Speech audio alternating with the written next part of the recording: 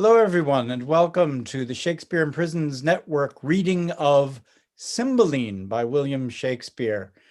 You may have seen some of our earlier productions. If so, we hope you enjoyed them, and it's so good to see you once again. If you're a first-timer, you're in for a treat, and maybe you'd like to join us in a future reading. Reach out if you're interested. All right then, Cymbeline by William Shakespeare.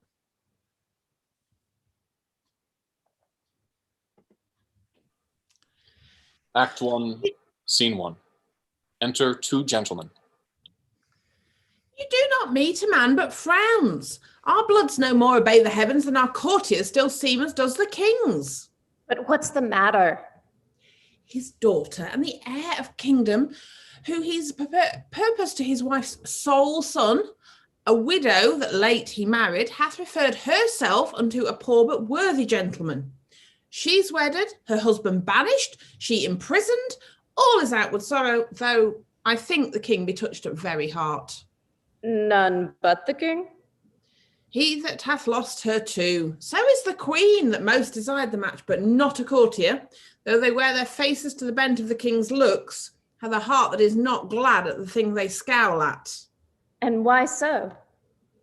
He that hath missed the princess is a thing too bad for bad report, and he that hath her, I mean that married her, a lack good man, and therefore banished, is a creature such as to seek through the regions of the earth for one his like. There would be something failing in him that should compare. I do not think so fair and outward and such stuff within endows a man but he. You speak him far. I do extend him, sir, within himself, crush him together rather than unfold his measure duly. What's his name and birth? Cannot delve him to the root. His father was called Cecilius, who did join his honour against the Romans with Cassibelan, but had his titles by Tenentius, whom he served with glory and admired success, so gained the Sir edition Leonatus, and had, besides this gentleman in question, two other sons who in the wars of the time died with their swords in hand, for which their father, then old and fond of issue, took such sorrow that he quit being, and his gentle lady, big of this gentleman our theme, deceased as he was born. The king, he takes the babe to his protection, calls him Posthumus Leonatus, breeds him and makes him of his bedchamber, puts to him all the learnings that his time could make the receiver of, which he took as we do, ere fast 'twas ministers, and in spring became a harvest, lived in court, which rare it is to do, most praised, most loved, a sample to the youngest, to the more mature, a glass that feted them, and to the graver, a child that guided dotards. To his mistress, for whom he is now banished, her own price proclaims how she esteemed him, and his virtue by her election may be truly read what kind of man he is. I honor him even out of your report. But pray you tell me, is she the sole child to the king? His only child. He had two sons, if this be worth your hearing, mark it. The eldest of them at 3 years old, in the swaddling clothes, the other from their nursery were stolen, and to this hour, no guess in knowledge which way they went. How long is this ago? Some 20 years. Oh, that a king's children should be so conveyed, so slackly guarded, and the search so slow that could not trace them. Howsoe'er, 'tis strange, or that the negligence may well be laughed at. Yet, is it true, sir? I do well believe you. We must forbear. Here comes the gentleman, the queen and princess.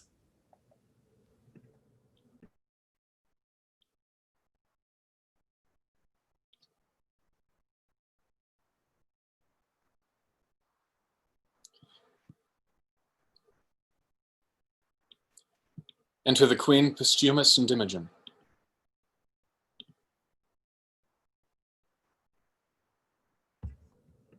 No, be assured you shall not find me, daughter, after the slander of most stepmothers, evil-eyed unto you. You're my prisoner, but your jailer shall deliver you the keys that lock up your restraint. For you, Posthumus, so soon as I can win the offended king, I will be known your advocate. Marry, yet The fire of rage is in him, and 'twere good you learned unto his sentence with what patience your wisdom may inform you. Please, your highness, I will from hence today. You know the peril. I'll fetch a turn about the garden, pitying the pangs of barred affections, though the king hath charged you should not speak together.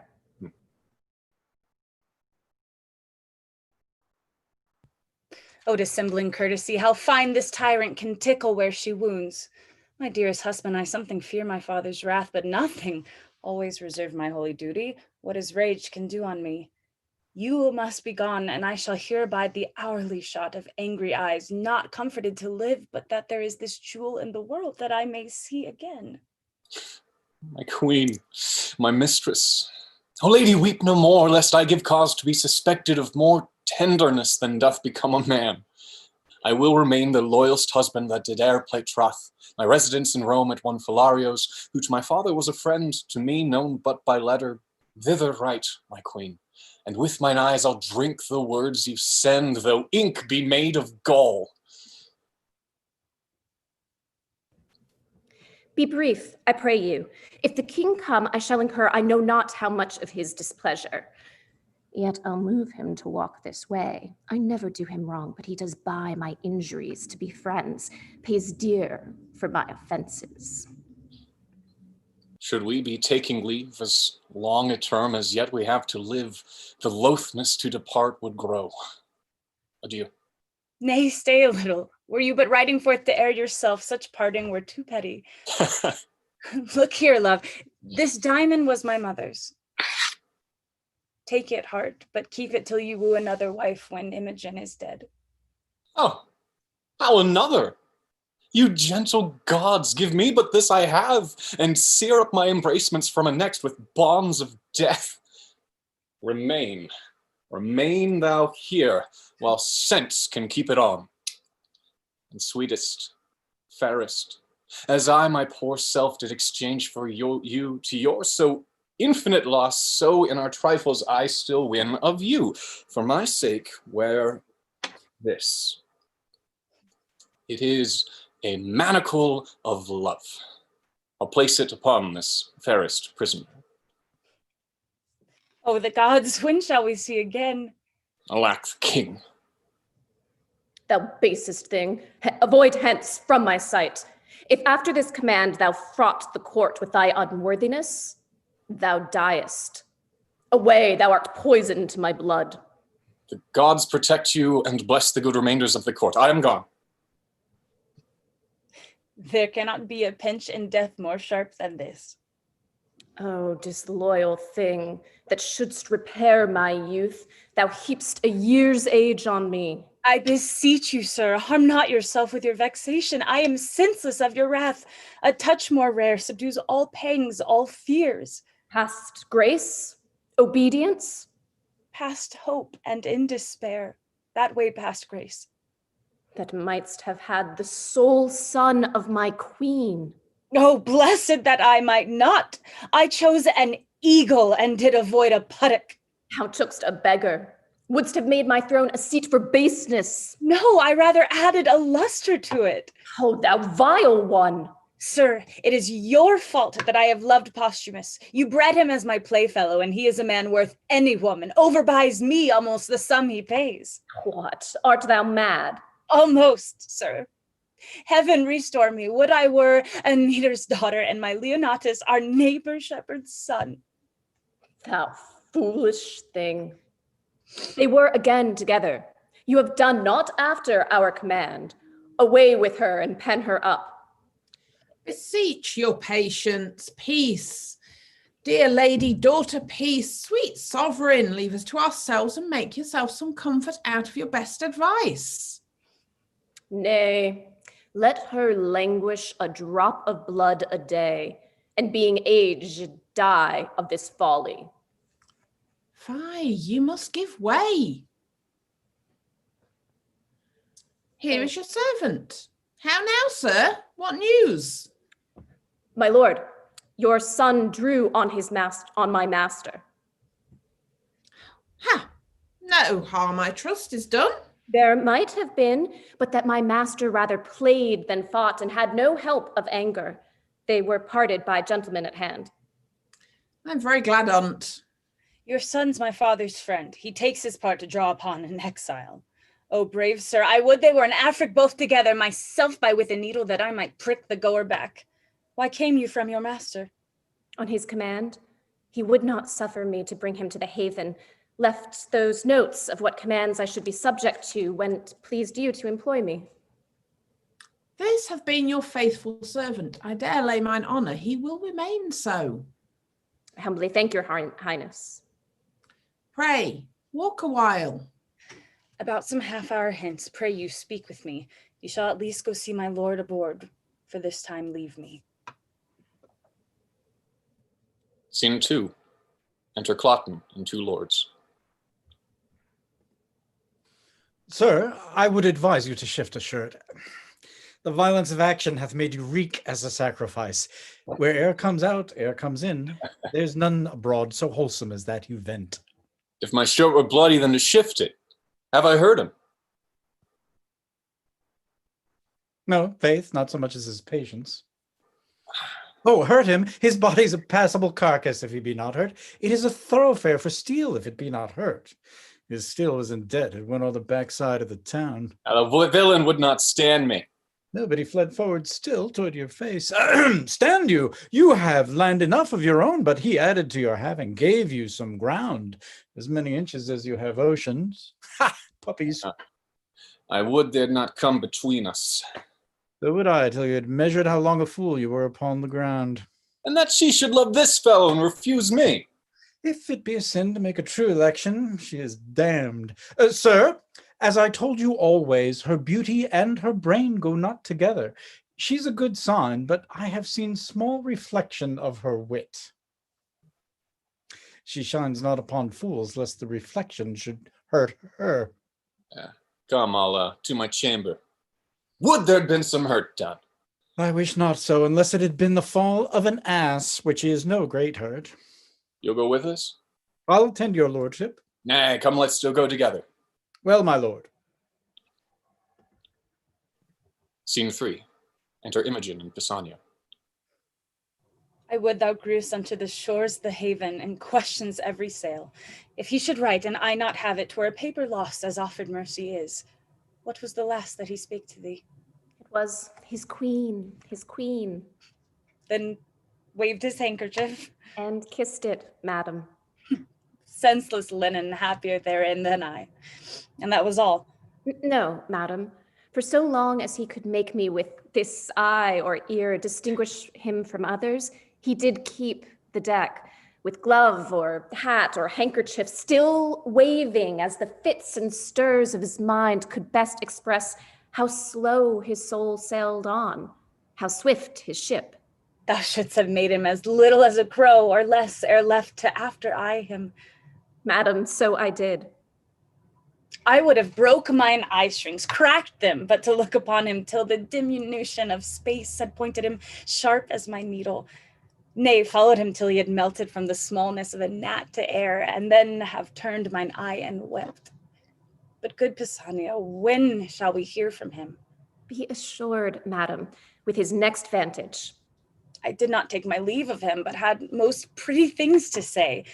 Ere I could tell him how I would think on him at certain hours, such thoughts and such, or I could make him swear the sheaves of Italy should not betray mine interest and his honor, or have charged him at the 6th hour of morn, at noon, at midnight, to encounter me with orisons, for then I am in heaven for him, or ere I could give him that parting kiss which I had set betwixt 2 charming words.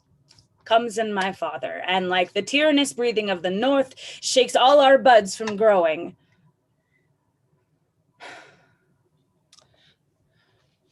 The Queen, madam, desires your highness company. These things I bid you do, get them dispatched. I will attend the Queen. Madam, I shall. Scene 4. Enter Philario, Iachimo, a Frenchman, a Dutchman, and a Spaniard.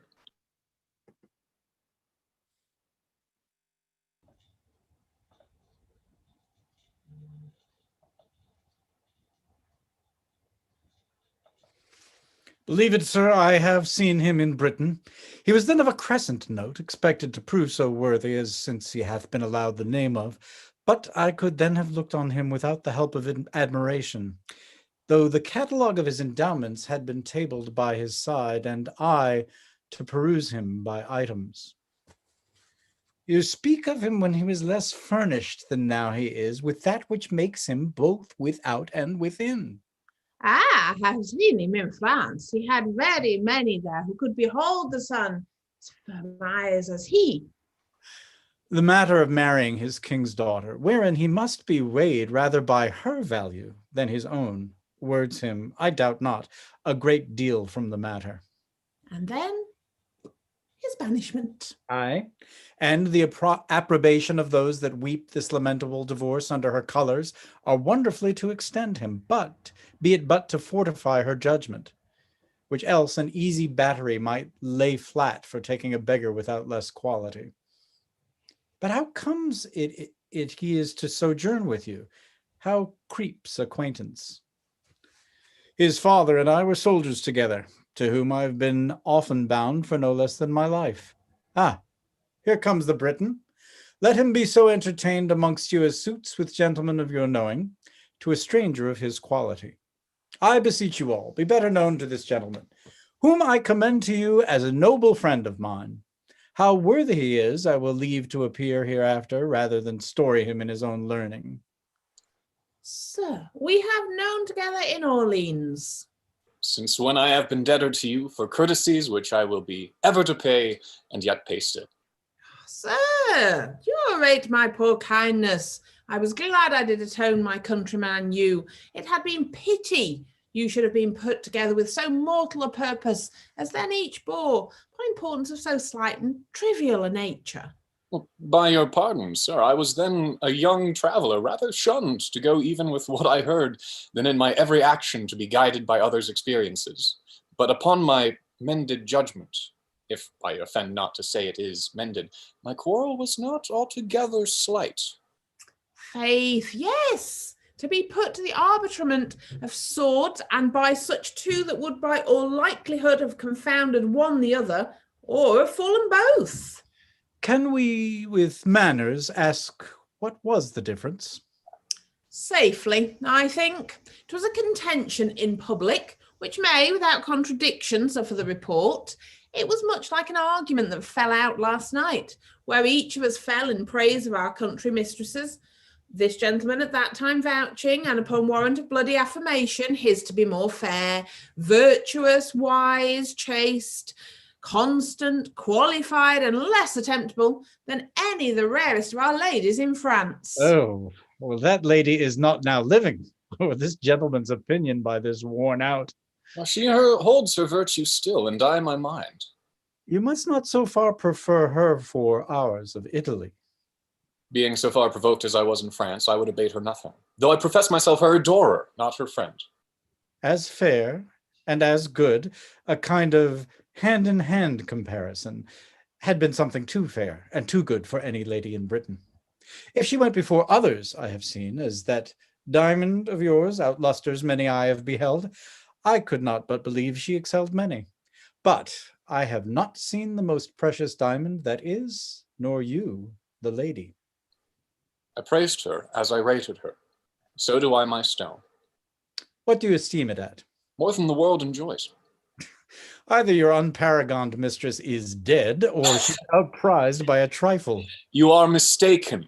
The one may be sold or given, or if there were wealth enough for the purchase or merit for the gift. The other is not a thing for sale, and only the gift of the gods. Oh, which the gods have given you. Which by their graces I will keep.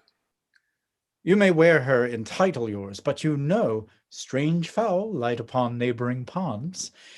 Your ring may be stolen too. So your brace of unprizable estimations, the one is but frail and the other casual. A cunning thief or that way accomplished courtier would hazard the winning of both, first and last. Your Italy contains none so accomplished a courtier to convince the honor of my mistress, if in the holding or loss of that you term her frail. I do nothing doubt you have store of thieves, notwithstanding, I fear not my ring. Let us leave here, gentlemen. Sir, with all my heart. This worthy signor, I thank him, makes no stranger of me. We are familiar at first. With 5 times so much conversation, I should get ground of your fair mistress. Make her go back even to the yielding, had I admittance and opportunity to friend. No, no. I dare thereupon pawn the moiety of my estate to your ring, which, in my opinion, overvalues it something, but I make my wager rather against your confidence than her reputation. And to bar your offense hereinto, I durst attempt it against any lady in the world. You are a great deal abused in too bold a persuasion, and I doubt not you sustain what you're worthy of by your attempt. What's that? A repulse. Though your attempt, as you call it, deserve more, a punishment too. Gentlemen, enough of this. It came in too suddenly. Let it die as it was born, and I pray you, be better acquainted. Would I had put my estate and my neighbors on the approbation of what I have spoke. What lady would you choose to assail? Yours, whom in constancy you think stands so safe. I will lay you 10,000 ducats to your ring, that commend me to the court where your lady is, with no more advantage than the opportunity of a second conference, and I will bring from thence that honor of hers which you imagine so reserved. I will wage against your gold to it. My ring I hold dear as my finger, 'tis part of it. You are a friend, and therein the wiser. If you buy ladies' flesh at $1,000,000 a dram, you cannot preserve it from tainting. But I see you have some religion in you, that you fear. This is but a custom in your tongue. You bear a graver purpose, I hope. I am the master of my speeches, and would undergo what's spoken, I swear. Will you? I shall but lend my diamond till you return. Let there be covenants drawn between us. My mistress exceeds in goodness the hugeness of your unworthy thinking. I dare you to this match. Here's my ring. I will have it, no lay. By the gods, it is won.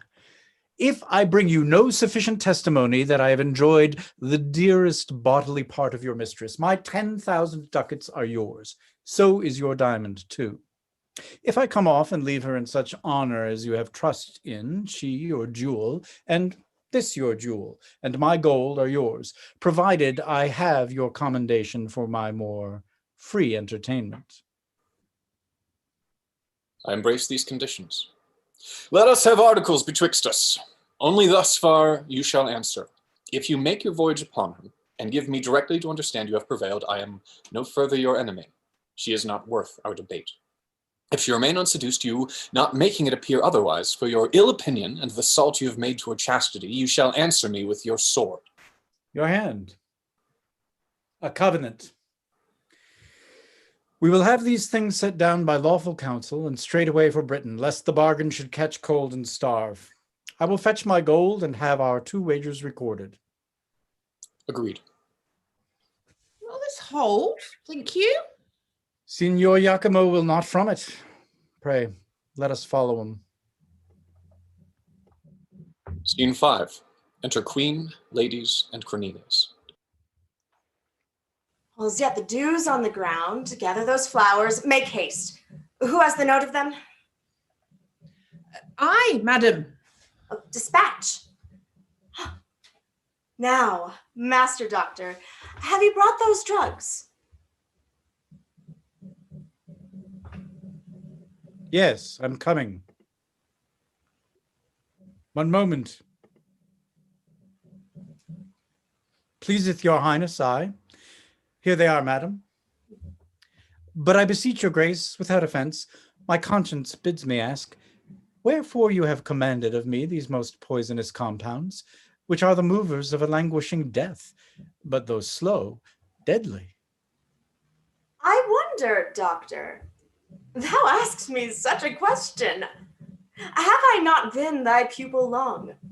Hast thou not learned me how to make perfumes, distill, preserve, yea, so that our great king himself doth woo me oft for my confections? Having thus far proceeded, unless thou thinkst me devilish, is it not meet that I did amplify my judgment and other conclusions? I will try the forces of these compounds on such creatures as we count not worth the hanging, but none human. to try the vigor of them and apply ailments to their act, and by them gather their several virtues and effects.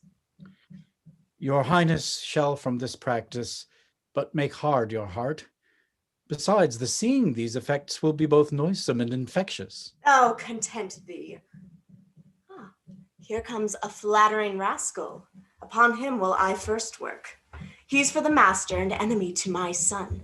How now, Pisanio? Doctor, your services for this time is ended. Take your own way. I do suspect you, madam, but you shall do no harm. Hark thee, a word.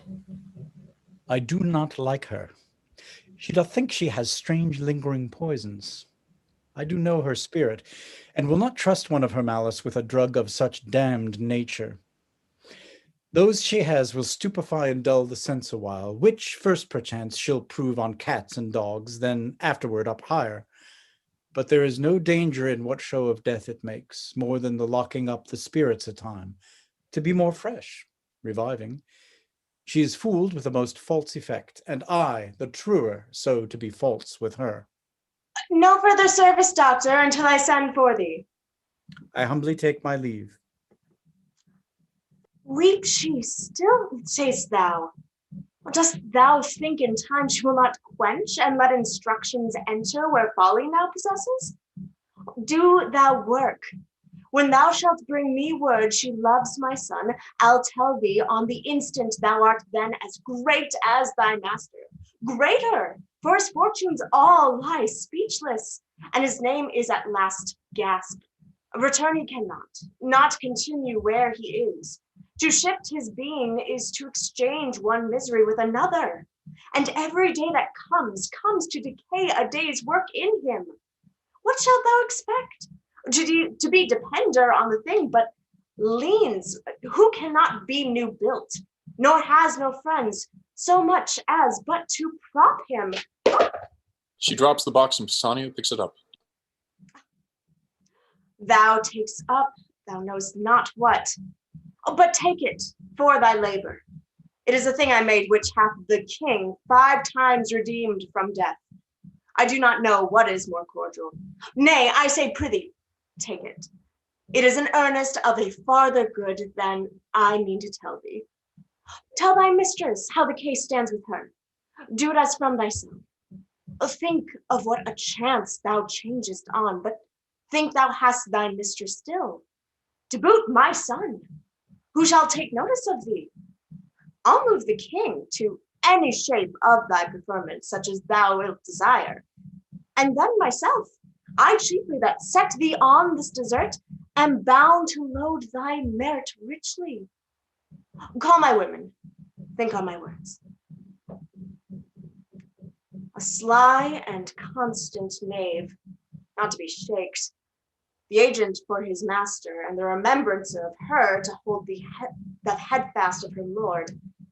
I had given him that which, if he take, shall quite unpeople her of leisures and her suite, and which she after, except she bend her humor, shall be assured to taste of two.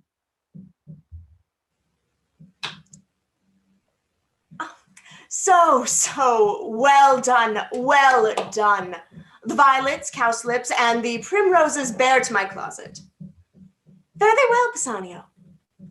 Think on my words. And shall do. But when to my good lord I prove untrue, I'll choke myself. There's all I'll do for you. Scene 6. Enter Imogen, alone. A father cruel and a stepdame false, a foolish suitor to a wedded lady that hath her husband banished. Oh, that husband, my supreme crown of grief, and those repeated vexations of it.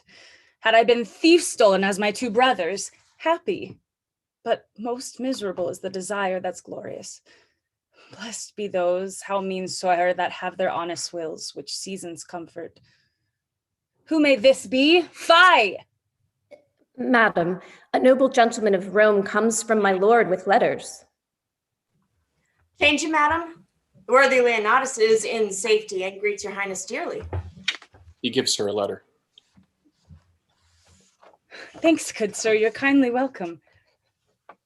All of her that is out of door most rich. If she be furnished with a mind so rare, she is alone the Arabian bird, and I have lost the wager. Boldness to be my friend. Arm me audacity, from head to foot. Like the Parthenian, I shall fly flight. Rather, directly fly. He is one of the noblest note, to whose kindnesses I am most infinitely tied. Reflect upon him accordingly as you value your trust. Leonatus. So far I read aloud, but even the very middle of my heart is warmed by the rest and takes it thankfully. You are as welcome, worthy sir, as I have words to bid you, and shall find it so in all that I can do. Oh, thanks, first lady. What, are men mad? Hath nature given them eyes to see the vaulted arch and the rich crop of sea and land, which can distinguish twixt the fiery orbs above and twin stones upon the number of beaches? We cannot partition make this with spectacles so precious twixt fair and foul. What makes your admiration? Cannot be in the eye. For apes and monkeys, twixt two such she would chatter this way, condemn with mows for the other, nor in the judgment for idiots in this case would be wisely definite, nor in the appetite. Sluttery to such neat excellence opposed should make desire vomit emptiness, not so allured to feed. What is the matter, Trow? The cloyed will, the satiate yet unsatisfied desire, the tub both filled and running, ravening first the lamb, longs after for the garbage. What, dear sir, thus raps you? Are you well? Oh, thanks, madam, well. Beseech you, sir. Desire my man abode where I did leave him? He's strange and peevish. I was going, sir, to give him welcome. Continues well, my lord. His health, beseech you? Well, madam. Is he disposed to mirth? I hope he is. Oh, exceeding pleasant. Not a stranger there, so merry and so gamesome. He is called the Britain Reveler. When he was here, he did incline to sadness, and oft times not knowing why. I never saw him sad. There is a Frenchman in his companion, one an eminent monsieur that it seems much loves a galleon girl at home. He furnishes the thick sighs from him, while the jolly Briton, your lord I mean, laughs from free lungs, cries, "Oh, can my sides hold to think that man who knows by history report, or his own proof, what women is? Yea, what cannot choose but must be? Will's free hour languish for assured bondage?" Will my lord say so? Aye, madam. I mean, with his eyes and flood with laughter, it is recreation to be by and hear him mock the Frenchman. But heaven knows, some men are much to blame. Not he, I hope. Oh, not he. But yet, heaven's bounty towards him might be used more thankfully.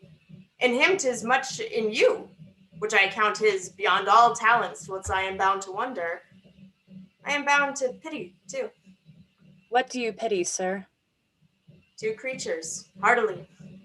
Am I one, sir? You look on me. What wrack discern you in me deserves your pity? That others do. I was about to say, enjoy your... But it is an office of the gods to venge it, not mine to speak on it. You do seem to know something of me or what concerns me. Pray you, since doubting things go ill often hurts more than to be sure they do, for certainties either are past remedies, or timely knowing, the remedy then born. Discover to me what both you spur and stop. Had I this cheek to bathe my lips upon, this hand whose every touch would force the feeler's soul to the oath of loyalty, the object which takes prisoner the wild motion of mine eye, fixing it only here, should I, damned then, slaver with lips as common as the stairs, the mouth of the capital, join gripes with hands made hard with hourly falsehood as with labor, then by peeping in an eye base and lustrous from the smoky light that fed with stinking tallow. If it were fit that all the plagues of hell should at one time encounter such revolt. My lord, I fear, has forgot Britain. And himself. Not I inclined to this intelligence, pronounce the beggary of his change, but 'tis your graces that from my mutest conscience to my tongue charms this report out. Let me hear no more. Oh, dearest soul, your cause doth strike my heart with pity that doth make me sick. A lady so fair and fastened to an empery would make the great king double to be partnered with tomboys, hired with that self-exhibition which your own coffers yield, with diseased ventures that play with all infirmities for gold, which rottenness can lend to nature. Such boiled stuff as well might poison. Be revenged, or she that bore you was no queen, and you recoil from your great stock. Revenged? How should I be revenged? If this be true, as I have such a heart that both mine ears must not in haste abuse, if it be true, how should I be revenged? Should he make me live like Diana's priest betwixt cold sheets? Whilst he is vaulting variably ramps in your despite upon your purse? Revenge it. I dedicate myself to your sweet pleasure. More noble than that run gate to your bed, and will continue fast to your affections. So close is sure. What ho, Pisanio? Let me service tender on your lips. Away. I do condemn mine ears that have so long attended thee. If thou wert honorable, thou wouldst have told this tale for virtue, not for such an end thou seekst, as base as strange. Thou wrongst a gentleman who is as far from thy report as thou from honor, and solicits here a lady that disdains thee and the devil alike. What ho, Pisanio? The king my father shall be made acquainted of thy assault. If he shall think it fit, a saucy stranger in his court to mart, as in a Romish stew, and to expound his beastly mind to us, he hath a court he little cares for, and a daughter who he not respects at all. What ho, Pisanio? Oh, happy Leonatus! I must say the credit that thy lady hath of thee deserves thy trust. Oh, thy most perfect goodness her assured credit. Blessed live you long. A lady to the worthiest sir that ever country called his, and you his mistress, only for the most worthiest fit. Give me your pardon. I have spoke this to know if your affiance were deeply rooted, and shall make your lord that which he is, new o'er, and he is one that truest mannered, such a holy witch that he enchants societies into him. Half all men's hearts are his. You make amends. Oh, he sits mongst men like a descended god. He hath the kind of honor sets him off more than most mortals seeming. Be not angry. Most mighty princess, that I have adventured to try your taking of a false report, which hath honored with confirmation your great judgment in the election of the sir so rare, which you know cannot err. The love I bear him made me to fan you thus, but the gods made you unlike all others, chapless. Pray, your pardon. All's well, sir. Take my power of the court for yours. My humble thanks. I had almost forgot to entreat your grace, but a small request, and yet of moment too, for it concerns your lord, myself, and other noble friends and partners in the business. Pray, what is? Some dozen Romans of us and your lord, the best feather of our wing, have mingled sums to buy a present for the emperor, which I, the factor of the rest, have done in France. 'Tis plate of rare device and jewels of rich and exquisite form. Their value's great, and I am something curious, being strange to have them in safe stowage. May it please you to take them in protection? Willingly, and upon mine honor for their safety. Since my lord hath interest in them, I will keep them in my bedchamber. They are in a trunk, attended by my men. I will make bold to send them to you, only for the night. I must abroad tomorrow. No, No. Yes, I beseech, or I shall short my word by lengthening my return. From Gallia I crossed the seas on purpose and on promise to see your grace. I thank you for your pains, but not away tomorrow. Oh, I must, madam. Therefore, I shall beseech you, if you please to greet your lord with writing, do it tonight. I've outstood my time, which is material to the tender of our present. I will write. Send your trunk to me, it shall safe be kept and truly yielded you. You're very welcome. Act 2, Scene 1. Enter Cloten and the two lords. Was there ever a man had such luck? When I kissed the jack upon an outcast to be hid away, I had £100 on it. And then a horse and jackanapes must take me up for swearing as if I borrowed mine oaths of him and might not spend them at my pleasure. What got he by that? You have broke his pate with your bowl. His wit had been like him that broke it, it would have run all out.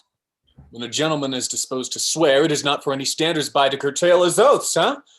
No, my lord, nor crop the ears of them. Horse and dog, I gave him satisfaction. Would he had been one of my rank. To have smelled like a fool. I'm not vexed more at anything in the earth. A pox on it. I had rather not be so noble as I am. They dare not fight with me because of the queen, my mother. Every jack-slave hath his belly full of fighting, and I must go up and down like a cock that nobody can match. You are cock and capon too, and your crow cock with your comb on. Sayest thou? It is not fit your lordship should undertake every companion that you give offense to. No, I know that, but it is fit I should commit offense to my inferiors. Aye, it is fit for your lordship only. So I say. Did you hear of a stranger that's come to court tonight? A stranger and I not know on't? He's a strange fellow himself and knows it not. There's an Italian come, and 'tis thought 'tis one of Leonatus' friends. Leonatus, a banished rascal, and he's another whatsoever he be. Who told you of this stranger? One of your lordship's pages. Is it fit I went to look upon him? Is there no derogation in it? You cannot derogate, my lord. Not easily, I think. You are a fool granted, therefore your issues being foolish do not derogate. Yeah, come, I'll go see this Italian. What I have lost today at bowls, I'll win tonight of him. Come, go. I'll attend your lordship. That such a crafty devil as is his mother should yield the world this ass. A woman that bears all down with her brain, and this, her son, cannot take 2 from 20 for his heart and leave 18. Alas, poor princess, thou divine Imogen, what thou endurst betwixt a father by thy stepdame governed, a mother hourly coining plots, a wooer more hateful than the foul expulsion is of thy dear husband, than that horrid act of the divorce he'd make. The heavens hold firm the walls of thy dear honor. Keep unshaked that temple, thy fair mind, that thou mayst stand to enjoy thy banished lord and this great land. Scene 2. A trunk is brought in. Enter Imogen, reading in her bed, and a lady. Who's there? My woman Helen? Please you, madam. What hour is it? Almost midnight, madam. I have read 3 hours then. Mine eyes are weak. Fold down the leaf where I have left. To bed. Take not away the taper, leave it burning, and if thou canst awake by 4 the clock, I prithee, call me. Sleep hath seized me wholly. To your protection I commend thee, gods, from fairies and the tempters of the night. Guard me, beseech you. Iachimo, from the trunk. The crickets sing. The man's o'erlabored sense repairing itself by rest. Our Tarquin thus did softly press the rushes ere he wakened the chastity he wounded. Cytherea, how bravely thou becomest thy bed. Oh, fresh lily, whiter than the sheets. That I might touch, oh, but one kiss, rubies, unparagoned. How dearly they do it. 'Tis her breathing that perfumes the chamber thus. The flames of the taper bows towards her and would underpeep her lids to see the enclosed light, now canopied under these windows. White and azured lace, with blue of heaven's own tint. Ah, my design, to note the chamber. I will write all down. Such and such pictures. Oh, there's the window, such the adornment of her bed, the arras, figures, like such and such, or the story. But the natural notes about her body, above 10,000 meaner movables would testify to enrich my inventory. Oh, sleep, thou ape of death. Lie dull upon her and be her sense but as a moment, thus in a chapel lying. He begins to remove the bracelet. Come off, come off. Slippery as the Gordian knot with his hard. 'Tis mine! But this will witness outwardly as strong as the conscience does within to the matting of her lord. On her left breast, a mole, sink spot, the crimson drops in the bottom of the cowslip. Here is a voucher stronger than ever law could make. This secret will force him think I have picked the lock and taken the treasure of her honor. No more. To what end? Why should I write this down that's riveted, screwed to my memory? She hath been reading late. The Tales of Tyreus. You're the least turned down, for Philomel gave up. I have enough. The trunk again, and shut the spring of it.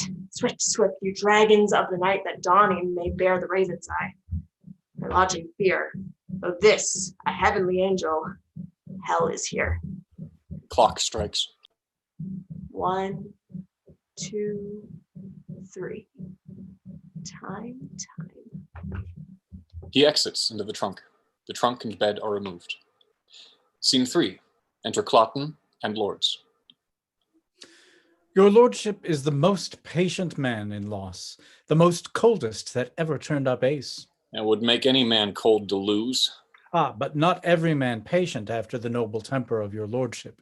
You are most hot and furious when you win. Winning will put any man into courage. If I could get this foolish Imogen, I should have gold enough. It's almost morning, is it not? Day, my lord. Would this music would come. I am advised to give her music a mornings. They say it will penetrate. Come on, Tune. If you can penetrate her with your fingering, so. We'll try with tongue, too. If none will do, let her remain, but I'll never give o'er. First, a very excellent, good conceited thing. After, a wonderful sweet air with admirable, rich words to it, and then let her consider. Hark, hark, the lark at heaven's gate sing, and Phoebus gins arise, his steeds to water at those springs, on chaliced flowers that lies, and winking merry buds begin to ope their golden eyes. With everything the pretty is, my lady sweet, arise. Arise, arise. So get you gone. If this penetrate, I'll consider you music the better. If it do not, it is a vice in our ears which horsehairs and calves' guts, nor the voice of unpaved eunuch to boot can never amend.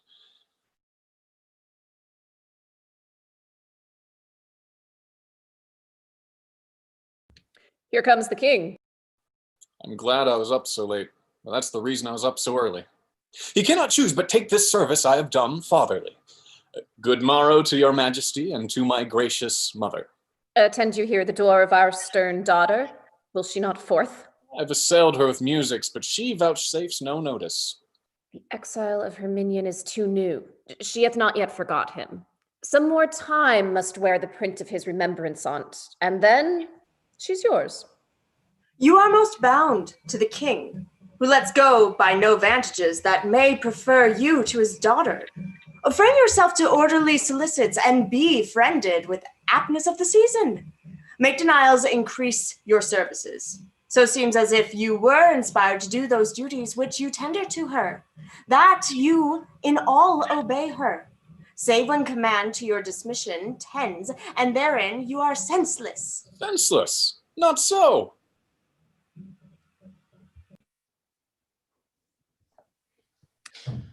So like you, sir, ambassadors from Rome. The one is Caius Lucius. Worthy fellow, albeit he comes on angry purpose now, but that's no fault of his. We must receive him according to the honor of his sender, and towards himself, his goodness forespent on us, we must extend our notice. Our dear son, when you have given good morning to your mistress, attend the queen and us. We shall have need to employ you towards this Roman. Come, our queen. If she be up, I'll speak with her. If not, let her lie still and dream. By her leave, ho! I know her women are about her. What if I do lie in one of their hands? 'Tis gold which buys admittance, oft it doth, yea, and makes Diana's rangers false themselves, yield up their dear to the stand of the stealer, and 'tis gold which makes the true man killed and saves the thief. Nay, sometimes hangs both thief and true man. What can it not do and undo? I will make one of her women lawyer to me, for I yet not understand the case myself. By your leave! Who's there that knocks? A gentleman. No more? Yes, and a gentlewoman's son. That's more than some whose tailors are as dear as yours can justly boast of. What's your lordship's pleasure? Your lady's person, is she ready? Aye, to keep a chamber. There is gold for you. Sell me your good report. How my good name, or to report of you what I shall think is good? The princess. Good morrow, fairest sister. Your sweet hand. Good morrow, sir. You lay out too much pains for purchasing but trouble. The thanks I give is telling you that I am poor of thanks and scarce can spare them. Still I swear I love you. If you but said so, 'twere as deep with me. If you swear still, your recompense is still that I regard it not. This is no answer. But that you shall not say I yield being silent, I would not speak. I pray you, spare me. Faith, I shall unfold equal discourtesy to your best kindness. One of your great knowing should learn being taught forbearance. To leave you in your madness 'twere my sin. I will not. Fools are not mad folks. Do you call me fool? As I am mad, I do. If you'll be patient, I'll no more be mad. That cures us both. I am much sorry, sir. You put me to forget a lady's manners by being so verbal. And learn now for all that I, which know my heart, do here pronounce by the very truth of it. I care not for you, and am so near the lack of charity to accuse myself I hate you, which I had rather you felt than make my boast. You sin against obedience which you owe your father. For the contract you pretend with that base wretch, one bred of alms and fostered with cold dishes, with scraps at the court, it is no contract. None. And though it be allowed in meaner parties, yet who than me, more mean, than he more mean, to knit their souls on whom there is no more dependency, but brats and beggary and self-figured not, yet you are curbed from that enlargement by the consequences of the crown, and must not foil the precious note of it with a base slave, a hilding for a livery, a squire's cloth, a pantler not so eminent. Profane fellow, wert thou the son of Jupiter and no more but what thou art besides, thou wert too base to be his groom. Thou wert dignified enough even to the point of envy if 'twere made comparative for your virtues to be styled the underhangman of his kingdom and hated for being preferred so well. The south fog rot him. He never can meet more mischance than come to be but named of thee. His meanest garment that ever hath but clipped his body is dearer in my respect than all the hairs above thee, were they all made such men. How now, Pisanio? His garment? Now the devil! To Dorothy, my woman, hie thee presently. His garment! I am sprited with a fool, frighted and angered worse. Go bid my woman search for a jewel that too casually hath left mine arm. It was my master's. Shew me if I would lose it for a revenue of any kings in Europe. I do think I saw it this morning. Confident I am last night 'twas on mine arm, I kissed it. I hope it be not gone to tell my lord that I kiss aught but he. It will not be lost. I hope so. Go and search. You have abused me. His meanest garment. I said so, sir. If you will make an action, call witness to it. I will inform your father. Your mother, too. She's my good lady and will conceive, I hope, but the worst of me. So I leave you, sir, to the worst of discontent. I'll be revenged. His meanest garment. Well.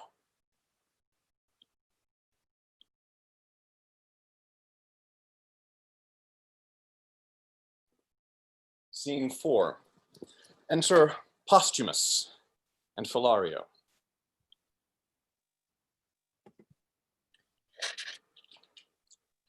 Fear it not, sir. I would I were so sure to win the king, as I am bold her honor will remain hers. What means do you make to him? Not any, but abide the change of time, quake in the present winter's state, and wish that warmer days would come. In these feared hopes I barely gratify your love. They failing, I must die much your debtor. Your very goodness and your company o'erpays all I can do. By this your king hath heard of great Augustus. Caius Lucius will do his commission throughly, and I think he'll grant the tribute. Send the arrearages, or look upon our Romans, whose remembrance is yet fresh in their grief.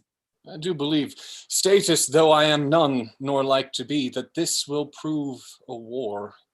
And you shall hear the legion now in Gallia sooner landed in our not fearing Britain than have tidings of any penny tribute paid.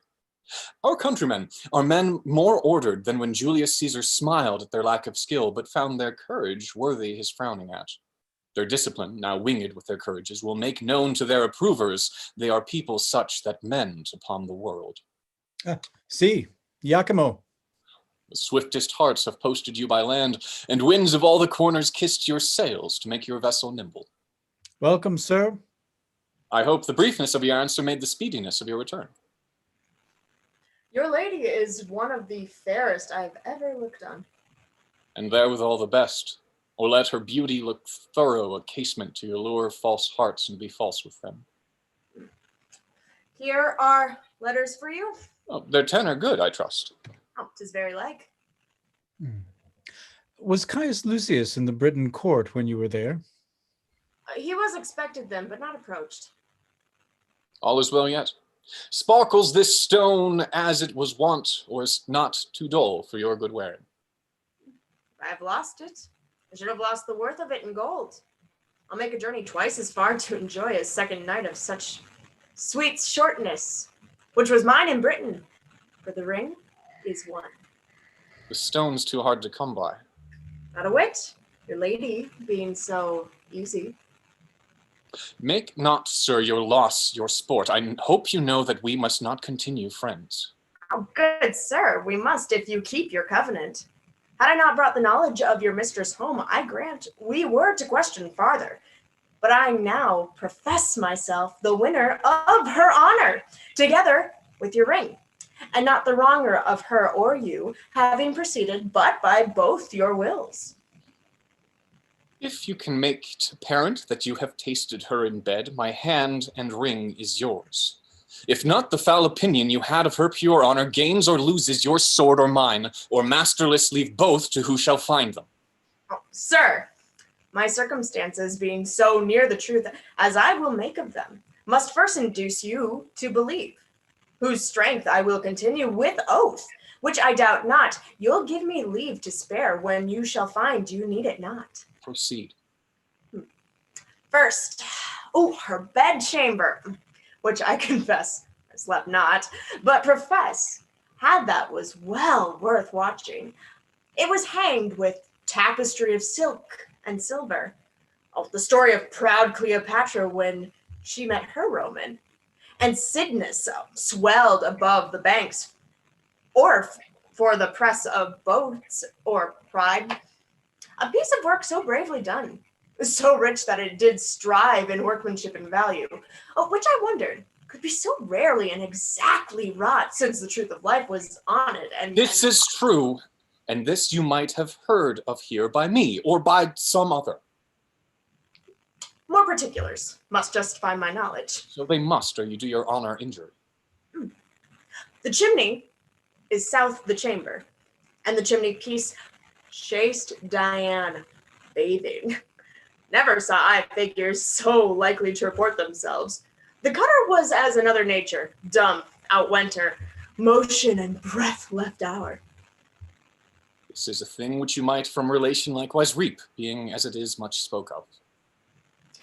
The roof of the chamber, which gold cherubims is fretted, her adherents, I had forgot them, were two winking cupids of silver, each on 1 foot standing, nicely depending on their brands. This is her honor. Let it be granted you have seen all this, and praise be given to your remembrance. The description of what is in her chamber, nothing saves the wager you have laid. Well, then if you can be pale, I beg but leave to air this jewel. See. And now this, 'tis up again. It must be married to that your diamond. I'll keep them. Jove. Once more let me behold it. Is it that which I left with her? Sir, I thank her that. She stripped it from her arm. I see her yet. Oh, her pretty actions did outsell her gift, and yet enriched it too. She gave it me and said she prized it once. Maybe she plucked it off to send it to me. She writes so to you, doth she? Oh, no. No. Oh, 'tis true. Here, take this, too. It is a basilisk under mine eye. Kills me to look on it. Let there be no honor where there is beauty, truth where semblance, love where there's another man. The vows of women of no more bondage be to where they are made than they are to their virtues, which is nothing or above measure false. Have patience, sir, and take your ring again. 'Tis not yet won. It may be probable she lost it. Or who knows if one her women, being corrupted, hath stolen it from her. Very true. So I hope he came by. Back, my ring. Render to me some more corporal sign about her, more evident than this, for this was stolen.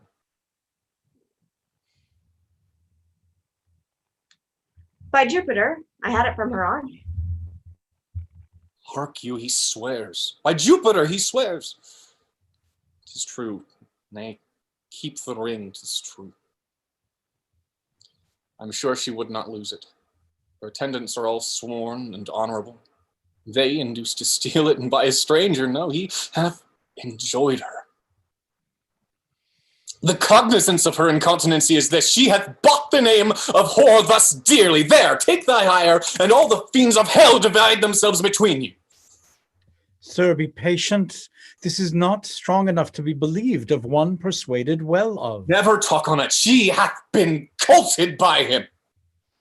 If you seek for further satisfying, under her breast, worthy the pressing, lies a mole, right proud of that most delicate lodging, and by my life, I kissed it, and it gave me present hunger to feed again, though full. You do remember this stain upon her? Aye, and it doth confirm another stain as big as hell can hold. Were there no more but it. Will you hear more? Spare your arithmetic. Never count the turns once and a million. I'll be sworn. No swearing! If you will swear you have not done't, you lie, and I will kill thee if thou dost deny thou'st made me cuckold. I'll deny nothing. Oh, that I had her here to tear her limb meal. I will go there and do it in the court before her father. I'll do something. Quite beside the government of patience. You have won. Let's follow him and pervert the present wrath he hath against himself. With all my heart. Scene 5. Enter Posthumus. Is there no way for men to be, but women must be half-workers?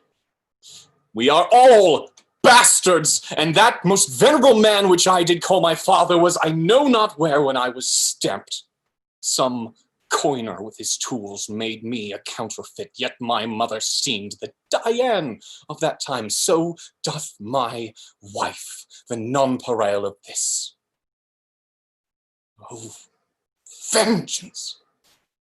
Vengeance me of my lawful pleasure she restrained and prayed me oft forbearance, did it with a pudency so rosy the sweet view on it might well have warmed old Saturn, that I thought her as chaste as unsunned snow. Oh, all the devils! This yellow Iachimo in an hour was not, or less. At first, perchance he spoke not, but like a full acorned boar, a German one cried, "Oh!" and mounted, found no opposition, but what he looked for should oppose, and she should from encounter guard. Could I find out the woman's part in me, for there's no motion that tends to vice in man, but I affirm it is the woman's part, be it lying, noted. This woman's flattering, hers deceiving, hers lust and rank thoughts, hers revenges, hers ambitions, covetings, change of pride, disdain, nice longing, slanders, mutability, all faults that have a name, nay, that hell knows. Why hers in part or all, but rather all. For even to vice they are not constant, but are changing still. One vice but of a minute old, for one not half so old as that. I'll write against them, detest them, curse them. Yet 'tis greater skill in a true hate to pray they have their will. The very devils cannot plague them better.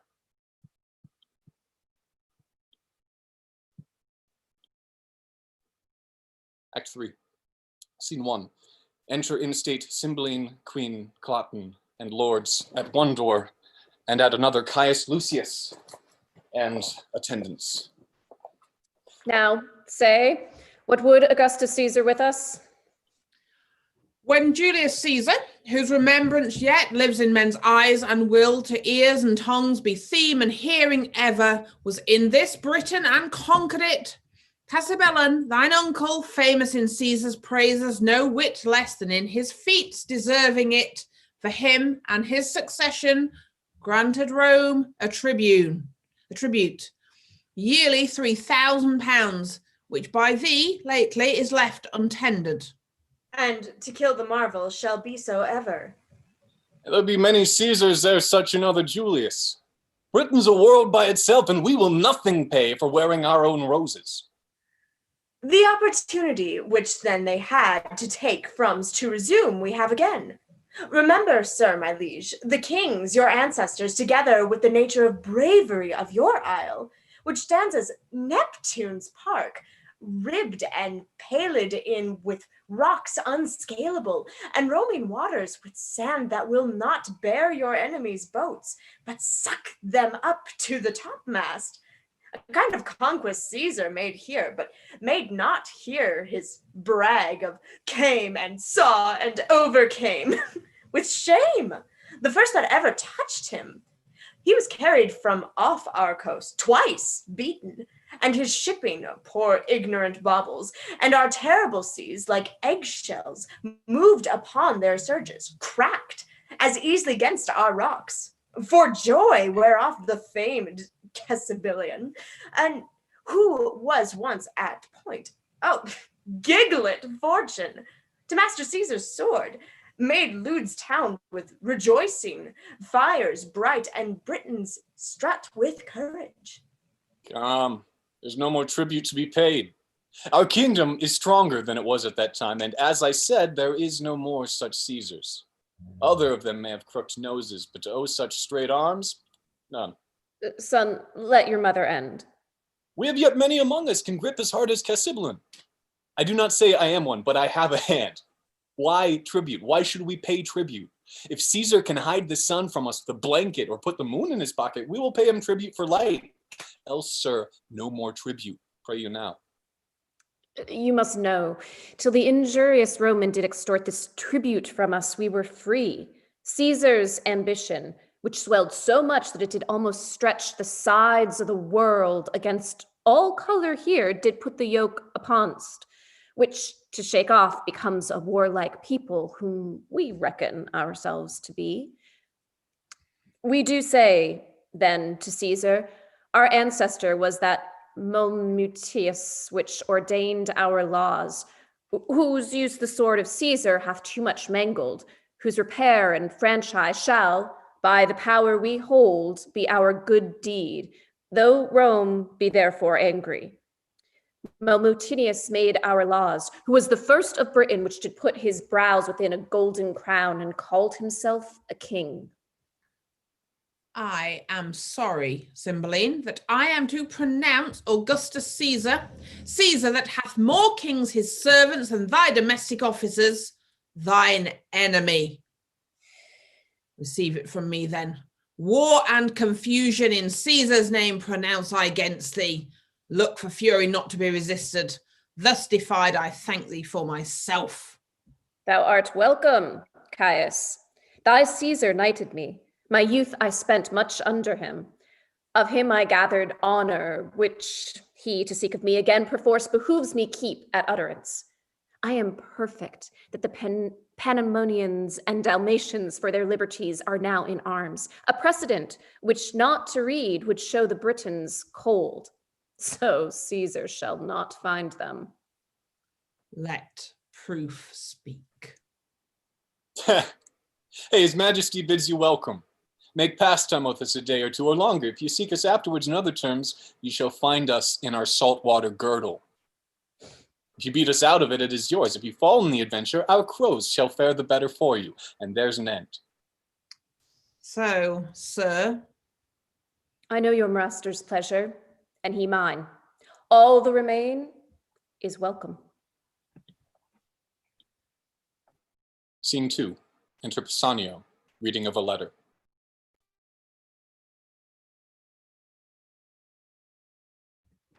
How? Of adultery?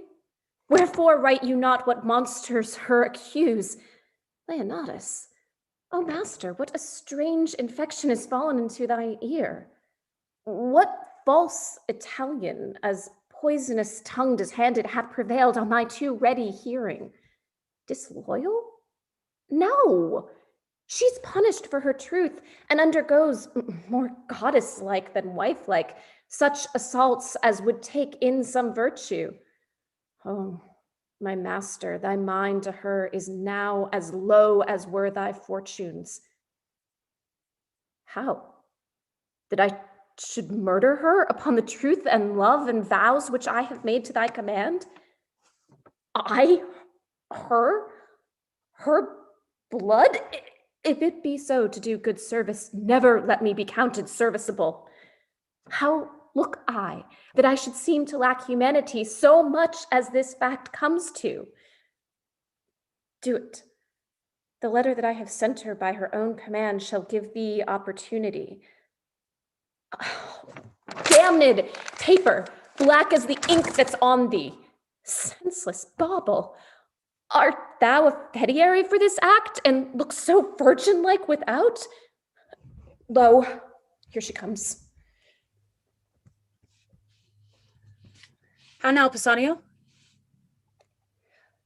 Madam, here is a letter from my lord.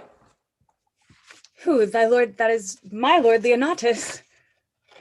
Oh, learn indeed that were astronomers that knew the stars as I his characters. He'd lay the future open. You good gods, let what is here contain relish of love, of my lord's health, of his content, yet not that we two are asunder. Let that grieve him. Some griefs are medicinable. That is one of them, for it doth psycheth love, of his content, all but in that. Good wax, thy leave. Blessed be you bees that make these locks of counsel. Lovers and men in dangerous bonds pray not alike, though forfeiters you cast in prison, yet you clasp young Cupid's tables. Good news, gods.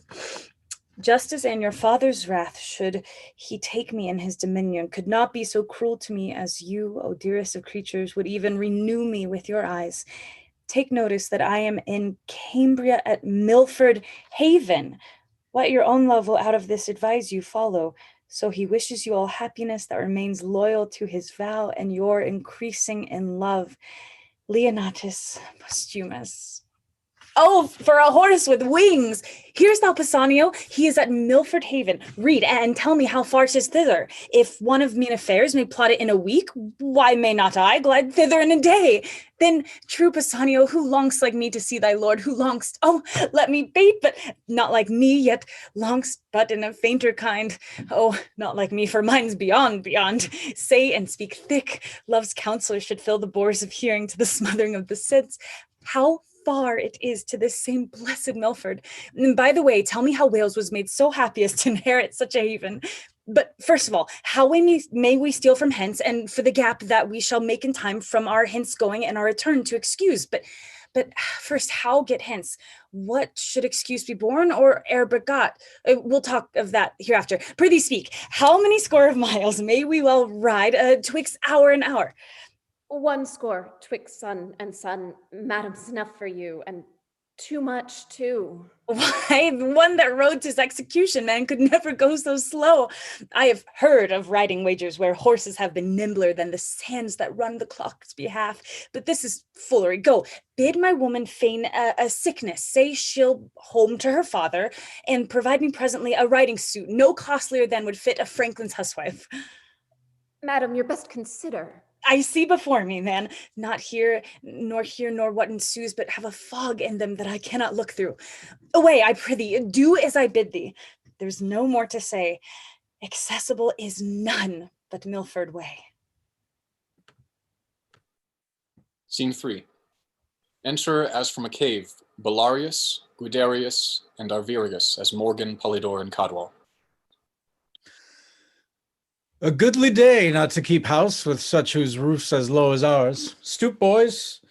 This gate instructs you how to adore the heavens and bows you to a morning's holy office. The gates of monarchs are arched so high that giants may jet through and keep their impious turbans on without good morrow to the sun. Hail, thou fair heaven! We house in the rock, yet usually not so hardly as prouder livers do. Hail heaven! Hail heaven! Now for our mountain sport. Up to yond hill. Your legs are young, I'll tread these flats. Consider, when you above perceive me like a crow, that it is place which lessens and sets off, and you may then revolve what tales I have told you of courts, of princes, of the tricks in war. This service is not service, so being done, but being so allowed. To apprehend thus draws us a profit from all things we see, and often, to our comfort, shall we find the sharded beetle in a safer hold than is the full-winged eagle. This life is nobler than attending for a check, richer than doing nothing for a robe, prouder than rustling in unpaid-for silk. Such gain the cap of him that makes him fine, yet keeps his book uncrossed. No life to ours. Out of your proof you speak. We poor unfledged have never winged from view of the nest, nor know not what airs from home. Haply, this life is best if quiet life be best, sweeter to you that have a sharper known, well corresponding with your stiff age, but unto us it is the cell of ignorance, travelling a bed, a prison for a debtor that dares not to stride a limit. What should we speak of when we are old as you? When shall we hear the rain and wind beat dark December? How in this our pinching cave shall we discourse the freezing hours away? We have seen nothing. We are beastly, subtle as the fox for prey, warlike as the wolf for what we eat. Our valor is to chase what flies. Our cage we make acquire as doth the poisoned bird, and sing our bondage freely. How you speak. Did you but know the city's usuries and felt them knowingly, the art of the court, as hard to leave as keep, whose top to climb is certain falling, or so slippery that the fear is as bad as falling, the toil of the war, a pain that only seems to seek out danger in the name of fame and honor, which dies in the search, and hath as oft a slanderous epitaph as record of fair act, nay, many times doth ill deserve by doing well. What's worse, must curtsy at the censure. Oh, boys, this story the world may read in me. My body's marked with Roman swords, and my report was once first with the best of note. Cymbeline loved me, and when a soldier was the theme, my name was not far off. Then was I as a tree whose boughs did bend with fruit. But in one night, a storm or robbery, call it what you will, shook down my mellow hangings, nay, my leaves, and left me bare to weather. Uncertain favour. My fault being nothing, as I have told you oft, but that two villains, whose false oaths prevailed before my perfect honor, swore to Cymbeline I was confederate with the Romans. So followed my banishment. And this 20 years, this rock and these domains have been my world, where I have lived at honest freedom, paid more pious debts to heaven than in all the forend of my time. But up to the mountains. This is not hunter's language. He that strikes the venison shall be first lord of the feast. To him the other two shall minister, and we will fear no poison which attends in place of greater state. I'll meet you in the valleys. Oh, how hard it is to hide the sparks of nature. These boys know little they are sons to the king, nor Cymbeline dreams that they are alive. They think they are mine, and though trained up thus meanly in the cave wherein they bow, their thoughts do hit the roofs of palaces, and nature prompts them in simple and low things to prince it much beyond the trick of others. This Polydore, the heir of Cymbeline in Britain, who the king his father called Guiderius. Jove, when on my 3-foot stool I sit and tell the warlike feats I have done, his spirits fly out into my story, say, thus mine enemy fell, and thus I set my foot on his neck.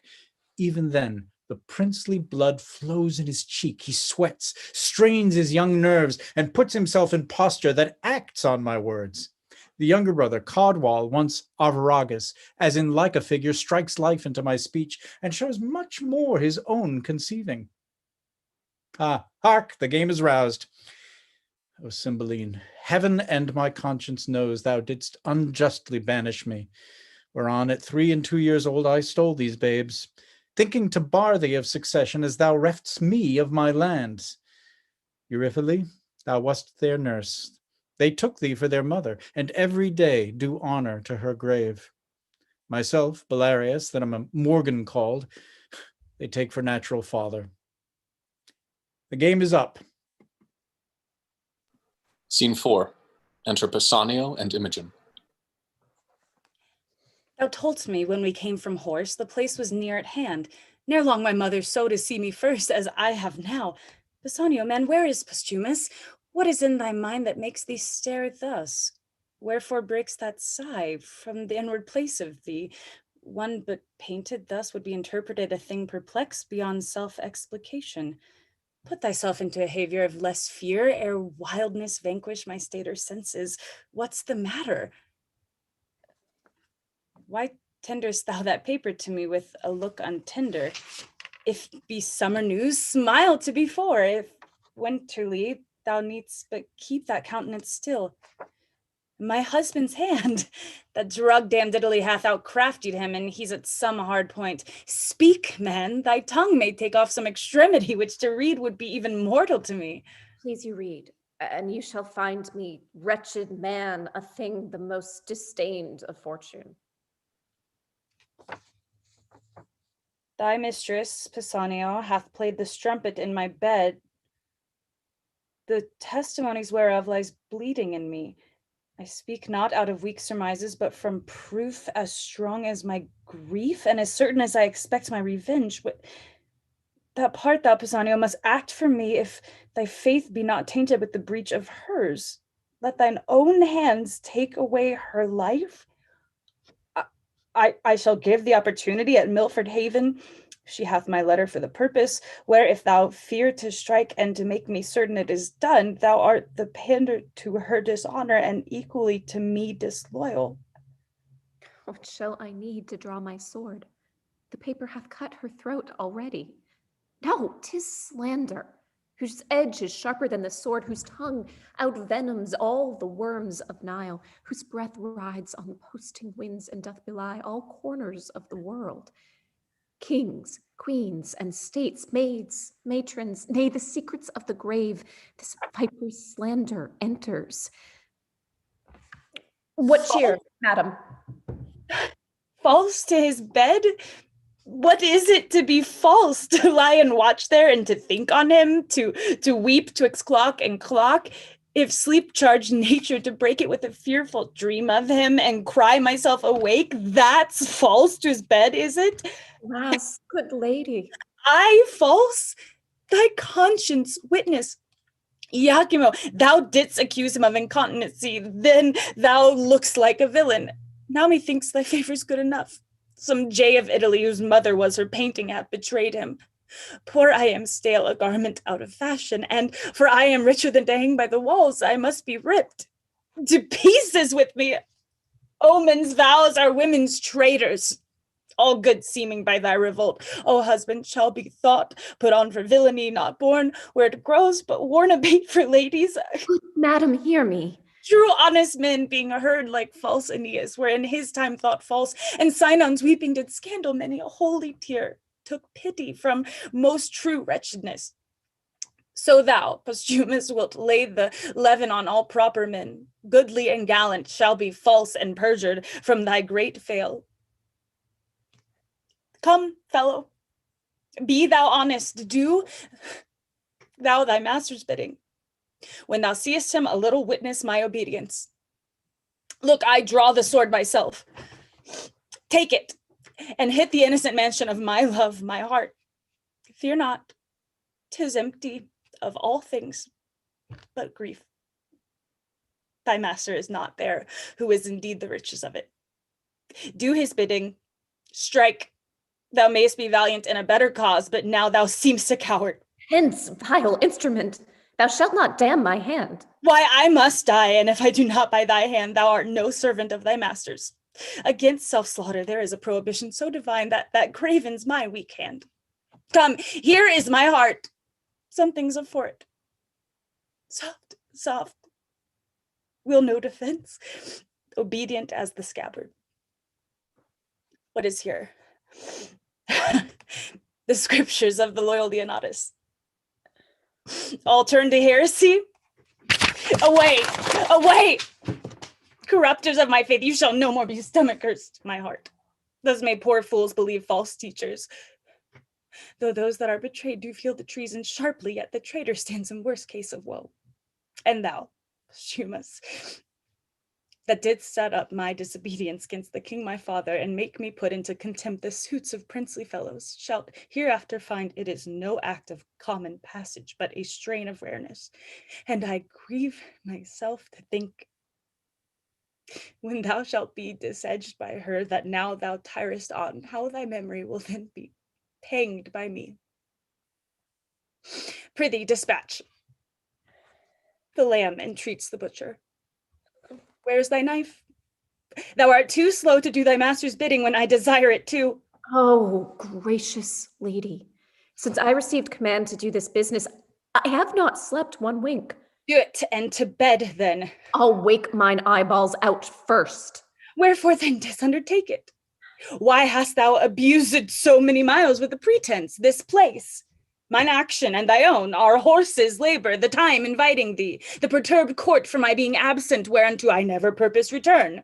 Why hast thou gone so far to be unbent when thou hast ta'en thy stand elected dear before thee? But to win time to lose so bad employment, in the which I have considered of a course. Good lady, hear me with patience. Talk thy tongue weary. Speak. I have heard I am a strumpet, and mine ear therein fall struck can take no greater wound, nor tint to bottom that. But speak. Then, madam, I thought you would not back again. Most like bringing me here to kill me. Not so, neither. But if I were as wise as honest, then my purpose would prove well. It cannot be but that my master is abused. Some villain, aye, and singular in his art, hath done you both this cursed injury. Some Roman courtesan? No, on my life. I'll give but notice you are dead, and send him some bloody sign of it, for 'tis commanded that I should do so. You shall be missed at court, and that will well confirm it. Why, good fellow, what shall I do the while? Where bide? How live?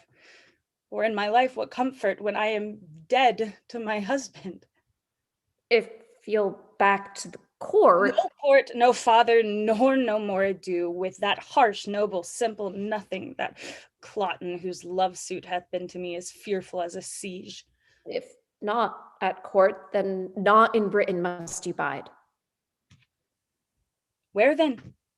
Hath Britain all the sun that shines? Day, night, are they not but in Britain? The world's volume, our Britain seems as of it, but not in't. In a great pool, a swan's nest. Prithee, think there's livers out of Britain. I am most glad you think of other place. The ambassador, Lucius the Roman, comes to Milford Haven tomorrow. Now, if you could wear a mind, dark as your fortune is, and but disguise that which to peer itself must not yet be, but by self-danger, you should tread a course pretty and full of view.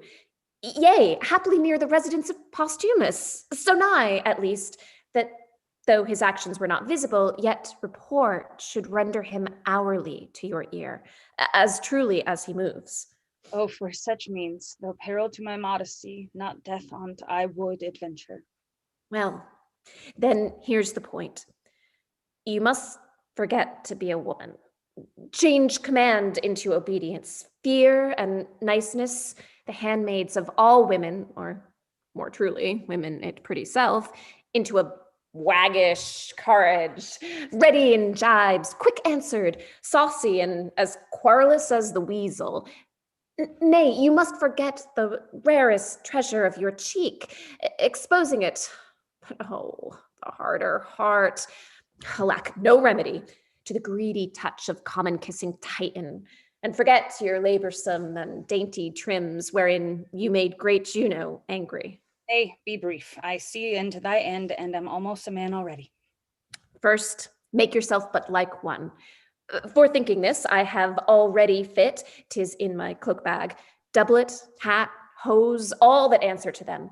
Would you, in their serving, and with what imitation you can borrow from youth of such a season, for noble Lucius, present yourself. Desire his service, tell him wherein you're happy, which will make him know, if that his head have ear in music. Doubtless with joy he will embrace you, for he's honorable, and doubling that, most holy. Your means abroad. You have me, rich, and I will never fail beginning nor supplement. Thou art all the comfort the gods will diet me with. Prithee, away. There's more to be considered, but will even all that good time will give us. This attempt I am soldier to, and will abide it with a prince's courage. Away, I prithee. Well, madam, we must make a short farewell, lest being missed I be suspected of your carriage from the court. My noble mistress, here is a box. I had it from the queen. What's in't is precious. If you are sick at sea or stomach qualmed at land, a dram of this will drive away distemper. To some shade and fit you to your manhood. May the gods direct you to the best. Amen. I thank thee. Scene 5. Enter Cymbeline, Queen, Cloten, Lucius, lords, and attendants. Thus far, and so farewell. Thanks, royal sir. My emperor hath wrote I must from hence, and I'm right sorry that I must report to you my master's enemy. Our subjects, sir, will not endure his yoke, and for ourselves to show less sovereignty, then they must needs appear unkinglike. So, sir, I desire of you a conduct overland to Milford Haven. Madam, all joy before your grace, and you.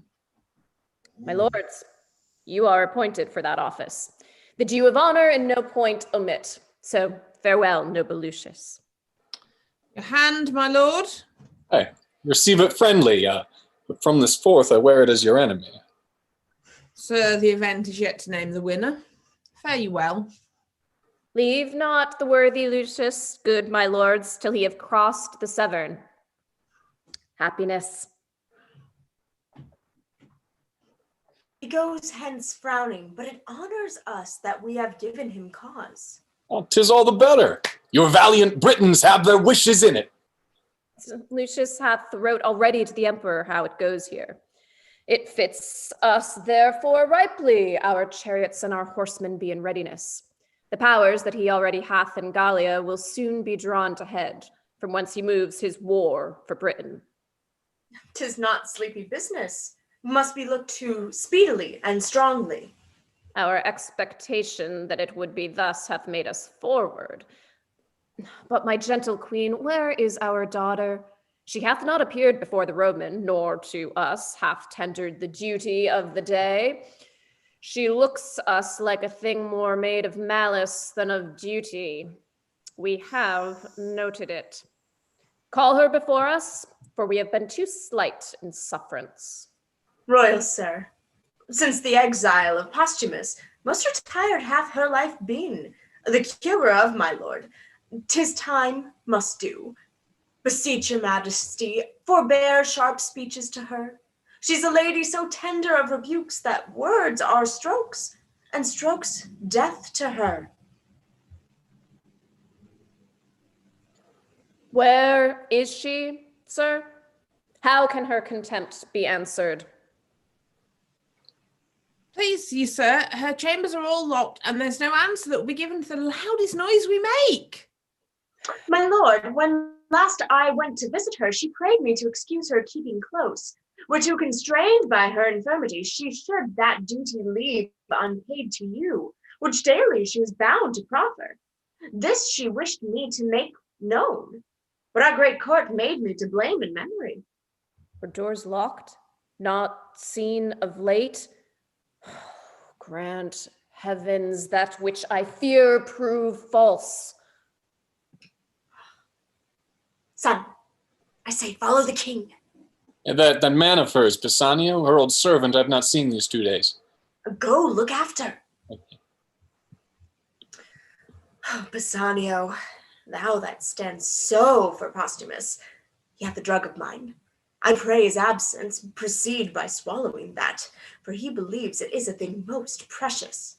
But for her, where is she gone? Happily despair hath seized her, or winged with fervor of her love, she's flown to her desired Posthumus. Gone she is to death or to dishonor, and my end can make good of use of either. She being down, I have the placing of the British crown. How now, my son? 'Tis certain she is fled. Go in and cheer the king. He rages. None dare come about him. All the better. May this night forestall him of the coming day. I love and hate her, for she's fair and royal, and that she hath all courtly parts more exquisite than lady's woman.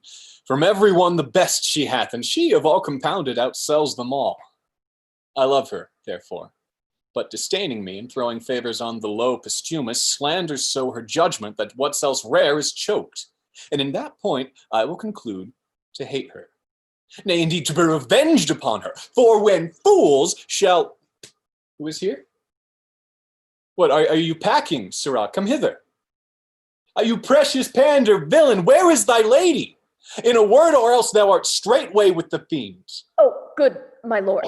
Where is thy lady? Or by Jupiter, I will not ask again. Close, villain, I'll have the secret from thy heart, or rip thy heart to find it. Is she with Posthumus, from whose so many weights of baseness cannot a dram of worth be drawn? Alas, my lord, how can she be with him? When was she missed? He is in Rome. Where is she, sir? Come nearer. No farther halting, satisfy me home what has become of her. Oh, all-worthy lord. All-worthy villain! Discover where thy mistress is at once, at the next word. No more of worthy lord, speak, or thy silence on the instant is thy condemnation and thy death. Then, sir, this paper is the history of my knowledge touching her flight. Let's see it. I will pursue her even to Augustus' throne.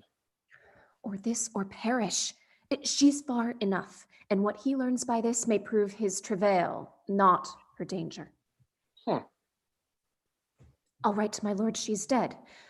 Oh, Imogen, safe mayest thou wander, safe again return. Sirrah, is this letter true? Sir, as I think. It is Posthumus' hand, I note. Sirrah, if thou wouldst not be a villain, but do me true service, undergo those employments wherein I should have cause to use thee with a serious industry. That is, what villainy soe'er I bid thee do, to perform it directly and truly.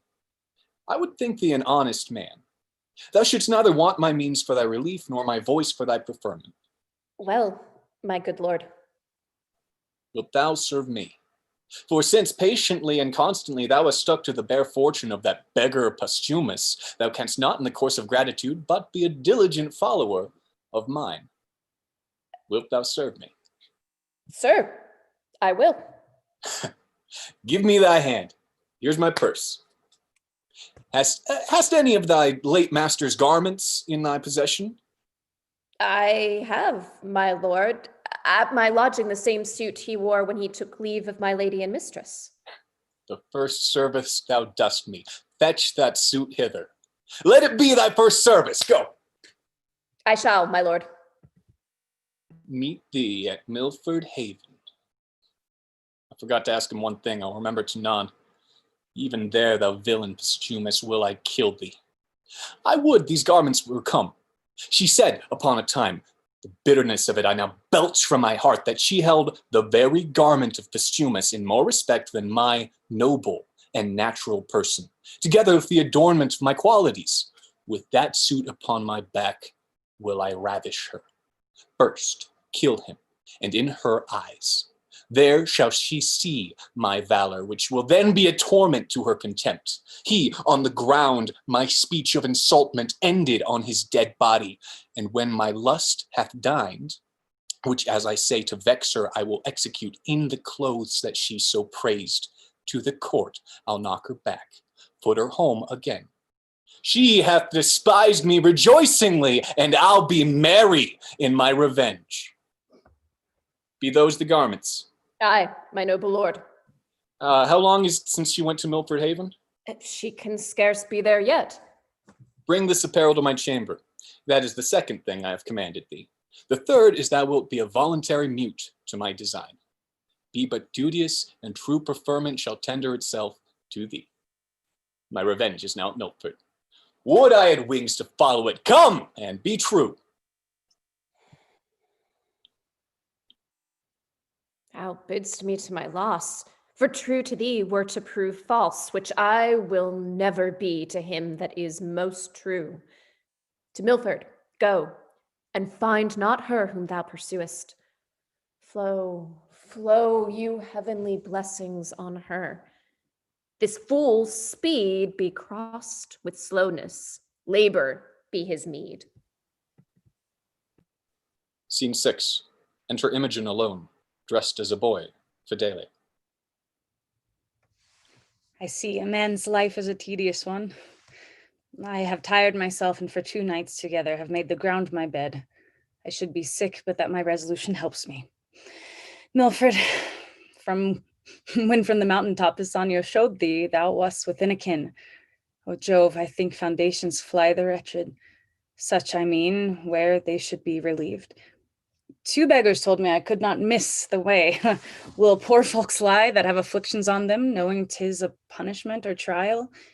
Yes, No wonder when rich ones scarce tell me. To lapse in fullness is sorer than to lie for need, and falsehood is worse and kings than beggars. My dear lord, thou art one of the false ones. Now I think on thee. My hunger's gone, but even before I was at point to sink for food. What is this? Here's a path tis some savage hold. I were best not call. I dare not call. Yet famine, ere clean and o'erthrown nature makes it valiant. Plenty and peace breeds cowards. Hardness ever of hardiness is mother. Ho? Who's there? If anything that's civil, speak. If savage, take or lend. Ho? No answer? Then I'll enter. Best draw my sword. And if mine enemy but fear the sword like me, he'll scarcely look on it. Such a foe, good heavens. She exits as into the cave.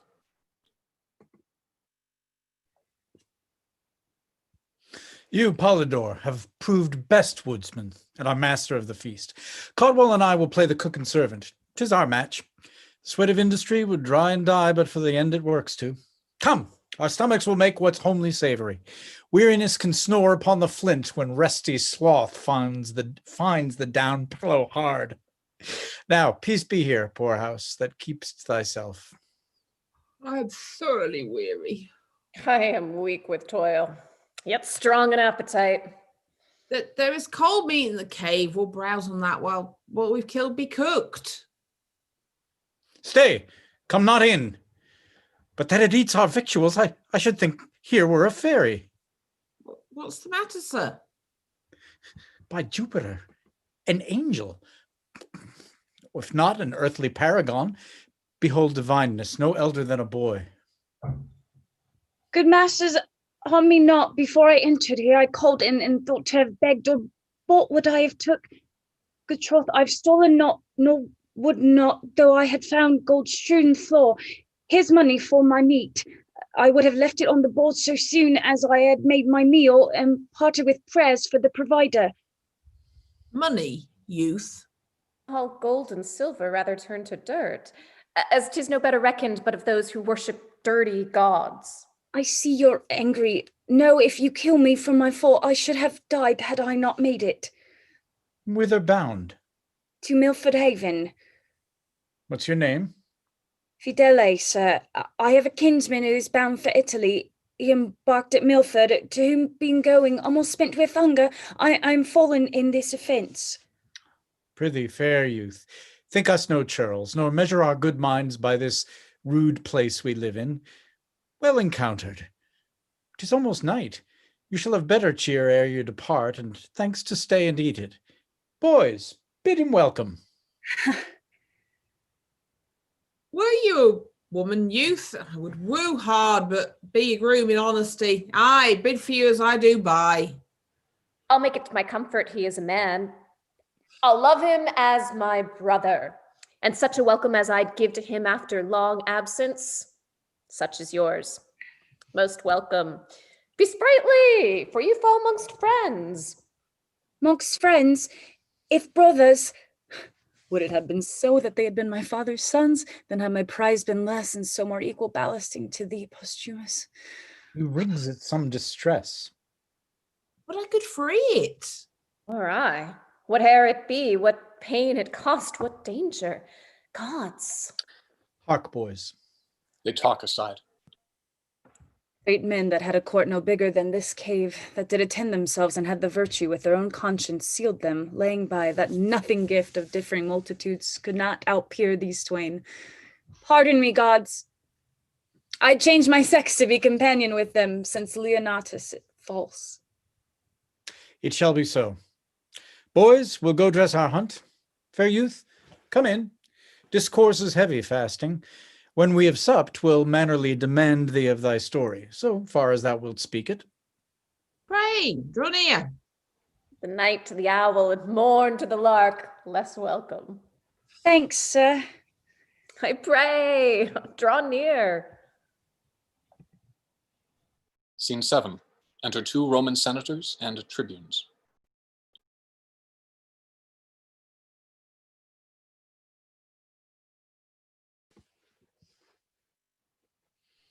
This is the tenor of the Emperor's writ, that since the common men are now in action against the Pannonians and Dalmatians, and that the legions now in Gallia are full weak to undertake our wars against the fallen off Britons, that we do incite the gentry to this business. He creates Lucius proconsul, and to you the tribunes for this immediate levy. He commends his absolute commission.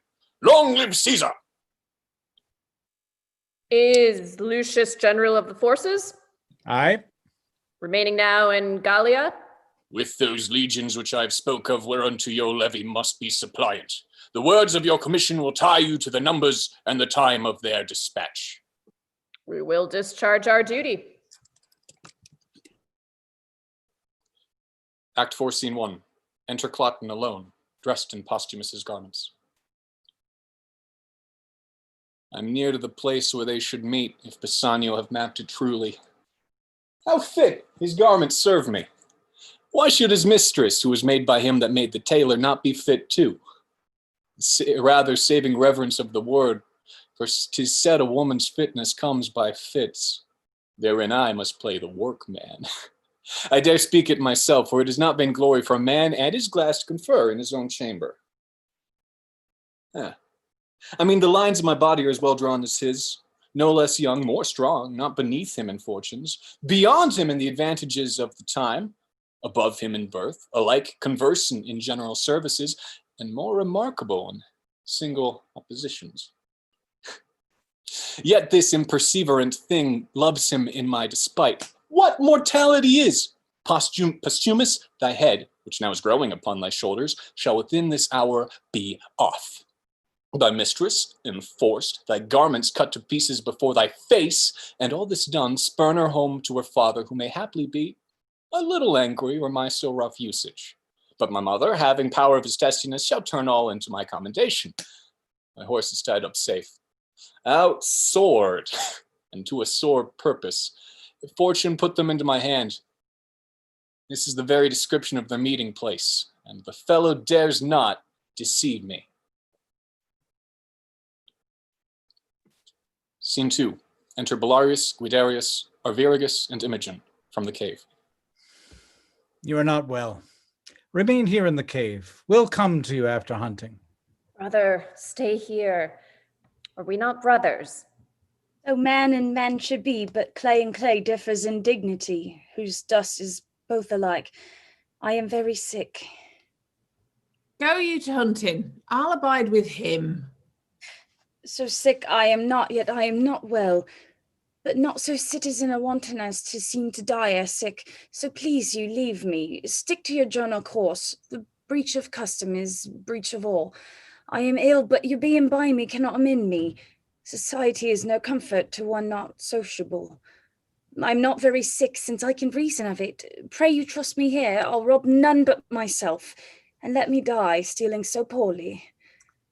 I love thee. I have spoke it. How much the quantity, the weight, as much as I do love my father. What? How? If it be sin to say so, sir, I yoke me in my good brother's fault. I know not why I love this youth, and I have heard you say love's reasons without reason. The bier at door, and a demand who is shall die, I'd say my father, not this youth. Oh, noble strain. A worthiness of nature, breed of greatness. Cowards, father cowards, and base things, sire base. Nature hath meal and bran, contempt and grace. I'm not their father, yet who this should be doth miracle itself, loved before me. 'Tis the 9th hour of the morn. Brother, farewell. I wish you sport. You, health. So please you, sir. These are kind creatures. Gods, what lies I have heard. Our courtiers say all savage but at court. Experience, oh, thou disproves report. The imperious seas breed monsters. For the dish, pour tributary rivers as sweet fish. I am sick still, heart sick. Bassanio, I'll now taste of thy drug. She swallows the drug.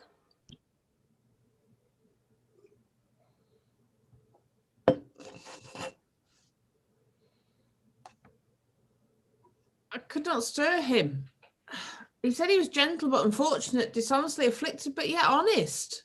Thus did he answer me, yet said hereafter I might know more. To the fields, to the field. We'll leave you for this time. Go in and rest. Will not be long away. Pray be not sick, for you must be our huswife, Well or ill, I am bound to you. and shalt be ever. This youth, howe'er distressed, appears he hath had good ancestors. How angel-like he sings. But he's neat cookery. He cut our roots and characters and sourced our bosses Juno, been sick and he her dieter. Nobly he yokes a smiling with a sigh, as if the sigh was that it was for not being such a smile. The smile mocking the sigh, that it would fly from so divine a temple to commix with wings that sailors rail at. I do note that grief and patience, rooted in them both, mingle their spurs together. Grow, patience, and let the stinking elder, grief, untwine his perishing root with the increasing vine. It is great morning. Come away. Who's there? I cannot find those runagates. That villain hath mocked me. I am faint. Those runagates? Means he not us? I partly know him. 'Tis Cloten, the son of the queen. Here's some ambush. I saw him not these many years, and yet I know 'tis he. We are held as outlaws. Hence! He is but one. You and my brother search what company's near. Pray you away. Let me alone with him. Soft, what are you that fly me thus? Some villain mountaineers?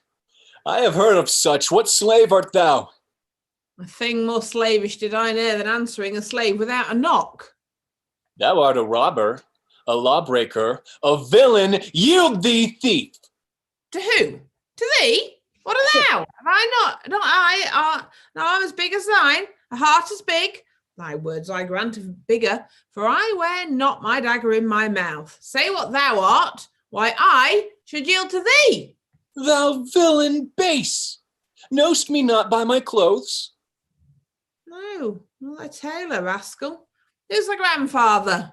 He made those clothes, which, as it seems, make thee. Thou precious varlet, my tailor made them not. Hence, then, and thank the man that gave them thee. Thou art some fool. I'm loath to beat thee. Oh, injurious thief, hear but my name and tremble. What's thy name? Cloten, thou villain! Cloten, thy double villain, be thy name, I cannot tremble at it. Were it toad or adder, spider, 'twould move me sooner. To thy further fear, nay, to thy mere confusion, thou shalt know I am son to the queen. I am sorry for it, not seeming so worthy as thy birth. Art not afeard? Those that I reverence, those I fear, the wise. At fools I laugh, not fear them. Die the death! When I've slain thee with my proper hand, I'll follow those that even now fled hence, and on the gates of Ludstown set your heads. Yield, rustic mountaineer!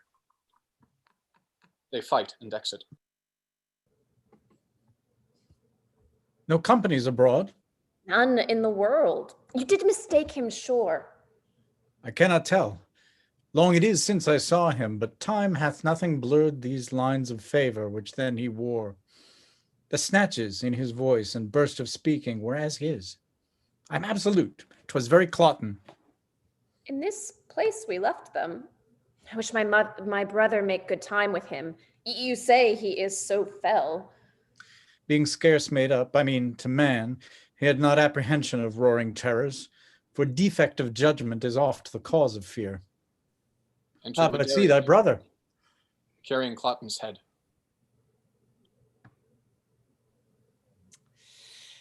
This Cotton was a fool, an empty purse. There was no money in it. Not Hercules could have knocked out his brains, for he had none. I'm not doing this. The fool had borne my head as I do his. What hast thou done? I am perfect, what? cut off one Clotton's head, son to the Queen after his own report, who called me traitor mountaineer and swore with his own single hand he'd take us in, displace our heads where, thank the gods, they grow, and set them on Lud's town. We are all undone. Why, worthy father, what have we to lose but that he swore to take? Our lives. The law protects not us. Then why should we be tender to let an arrogant piece of flesh threaten us? Play judge and executioner all himself, we do fear the law. What company did you discover abroad? No single soul can we set eye on, but in all safe reason he must have some attendance. Though his humor was nothing but mutation, aye, and that from one bad thing to worse, not frenzy, not absolute madness could so have raved to bring him here alone. Although perhaps it may be heard at court that such as we cave here, hunt here, are outlaws, and in time may make some stronger head, the which he, hearing, as it is like him, might break out and swear he'd fetch us in. It is not probable to come alone, either he so undertaking, or they so suffering. Then on good ground we fear, if we do fear, this body hath a tail more perilous than the head. Let ordinance come as the gods foresay it. Howsoe'er, my brother hath done well. I had no mind to hunt this day. The boy Fidele's sickness did make my way long forth. With his own sword, which he did wave against my throat, I've torn his head from him. I'll throw it in the creek behind our rock and let it to the sea until the fishes ease the Queen's son Clotton. That's all I reck. I fear 'twill be revenged.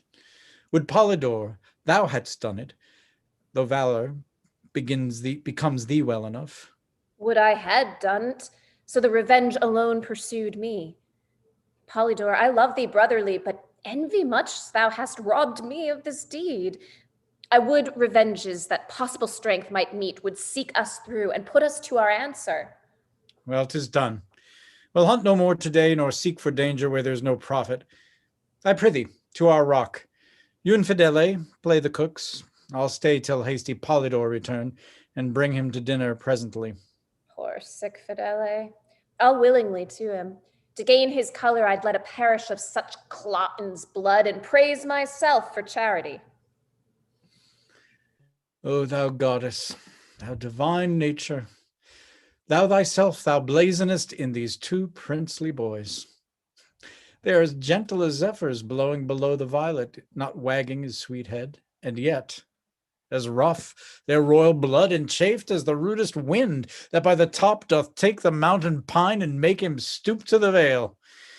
'Tis wonder that an invisible instinct should frame them to royalty unlearned, honor untaught, civility not seen from other, valor that wildly grows in them but yields a crop as if it had been sowed. Yet still it's strange what Clotton's being here to us portends, or what his death will bring us. Where's my brother?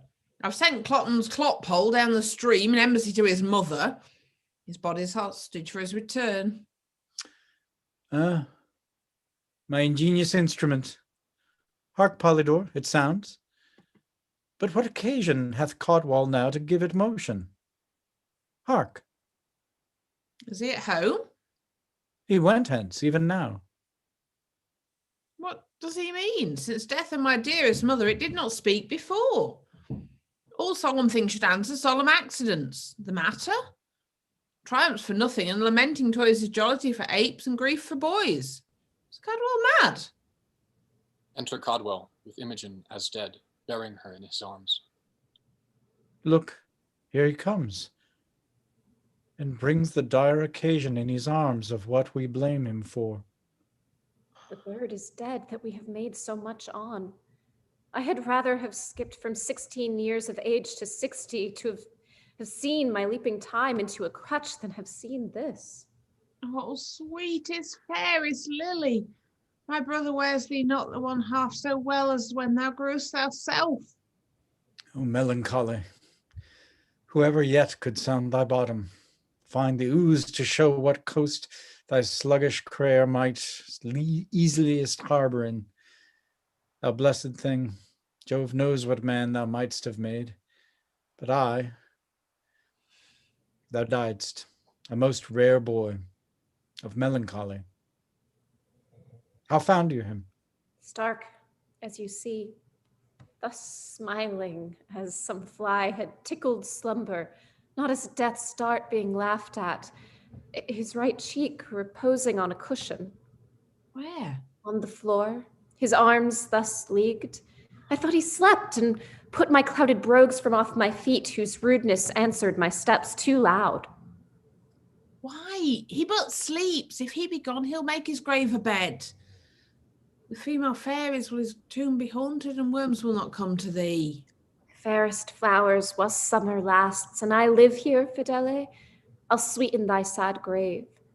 Thou shalt not lack the flower that's like to thy face, pale primrose, nor the azured harebell like thy veins, no, nor the leaf of eglantine, whom not to slander outsweetened not thy breath. The ruddock would with charitable bill, oh, bill, sore shaming those rich left heirs that let their fathers lie without a monument, bring thee all this, yea, and furred moss besides, when flowers are none to winter ground thy course. Prithee, have done, and do not play in wench like words with that which is so serious. Let us bury him, and not protract with admiration what is now due debt. To the grave. Say, where shall's lay him? By good Europhile, our mother. Be it so. And let us, Polydore, though now our voices have got the mannish crack, sing him to the ground, as once to our mother. Use the like note and words, save that Europhile must be fidele. Cadwell, I cannot sing. I'll weep and word it with thee, for notes of sorrow out of tune are worse than priests and fanes that lie. We'll speak it then. Great griefs, I see, medicine the less, for Cloten is quite forgot. He was a queen's son, boys, and though he came our enemy, remember, he was paid for that. Though mean and mighty, rotting together, have one dust, yet reverence, that angel of the world, doth make distinction of place between high and low. Our foe was princely, and though you took his life as being our foe, yet bury him as a prince. Pray, you fetch him hither. The sight his body is as good as Ajax when neither are alive. If you'll go fetch him, we'll say our song the whilst. Brother, begin. Nay, Cadwell, we must lay his head to the east. My father hath a reason for it. 'Tis true. Come on then, remove him. They move Imogen's body. So, begin. Fear no more the heat of the sun, nor the furious winter's rages. Though thou worldly task hath done, home art thou gone, and ta'en thou wages. Golden lads and girls all must, as chimney sweepers, come to dust. Fear no more the frown of the great, thou art past the tyrant's stroke. Care no more to clothe and eat, to thee the reed is as the oak. The sceptre learning physic must, all follow this and come to dust. Fear no more the lightning flash, Nor the all-dreaded thunderstone. fear not slander, censure rash. Thou hast finished joy and moan. All lovers young, all lovers must consign to thee and come to dust. No exercise harm thee, Oh, nor witchcraft charm thee. ghost unlaid forbear thee. Nothing ill come near thee. Quiet consummation have. And renowned be thy grave. Enter Belarius with the body of Cloten. We've done our obsequies. Come, lay him down. Cotton's body is placed by Imogen's. Here's a few flowers. But about midnight more. The herbs that have on them cold dew of the night are strewings fittest for graves. Upon their faces, you were as flowers, now withered. Even so these herblets shall, which we upon you strew. Come on, away, apart upon our knees. The ground that gave them first has them again. Their pleasures here are past. So is their pain.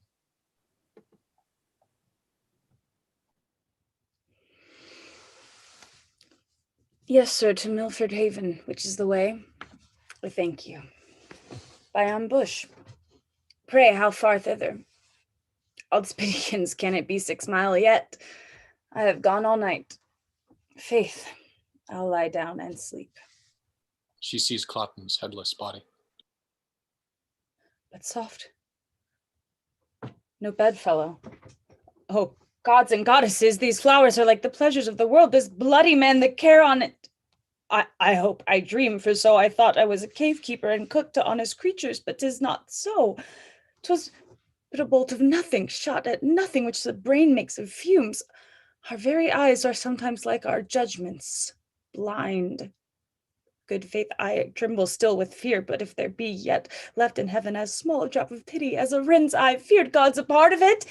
The dreams here still, even when I wake, it is without me as within me, not imagined, felt. A headless man, the garments of Posthumus? I know the shape of Slag. This is his hand, his foot mercurial, his martial thigh, the brawn of Hercules, but his jovial face, murder. In heaven, how? 'Tis gone. Pisanio, all curses, madded Hecuba gave the Greeks, and mine to boot be darted on thee. Thou conspired with that irregulous devil Cloten, hath here cut off my lord, to write and read be henceforth treacherous. Damned Pisanio hath with his forged letters, damned Pisanio, from this most bravest vessel of the world struck the main top. O Posthumus, alas, where is thy head? Where's that? I me, where is that? Pisanio might have killed thee at the heart and left this head on. How should this be? Pisanio! 'Tis he and Cloten, malice and lucre in them have laid this woe here. Oh, 'tis pregnant. The drug he gave me, which he said was precious and cordial to me, have I not found it murders to the senses? That confirms it home. This is Pisanio's deed, and Cloten. Oh, give color to my pale cheek with thy blood, that we the horrider may seem to those which chance to find us. Oh, my lord, my lord. To Lucius. The legions garrisoned in Gallia, after your will, have crossed the sea, attending you here at Milford Haven with your ships. They are here in readiness. But what from Rome? The Senate hath stirred up the confiners and gentlemen of Italy, most willing spirits that promise noble service, and they come under the conduct of bold Iachimo, Siena's brother. When expect you them? With the next benefit of the wind. This forwardness makes our hopes fair. Command our present numbers be mustered. Bid the captains look to it. Now, sir, what have you dreamed of late of this war's purpose?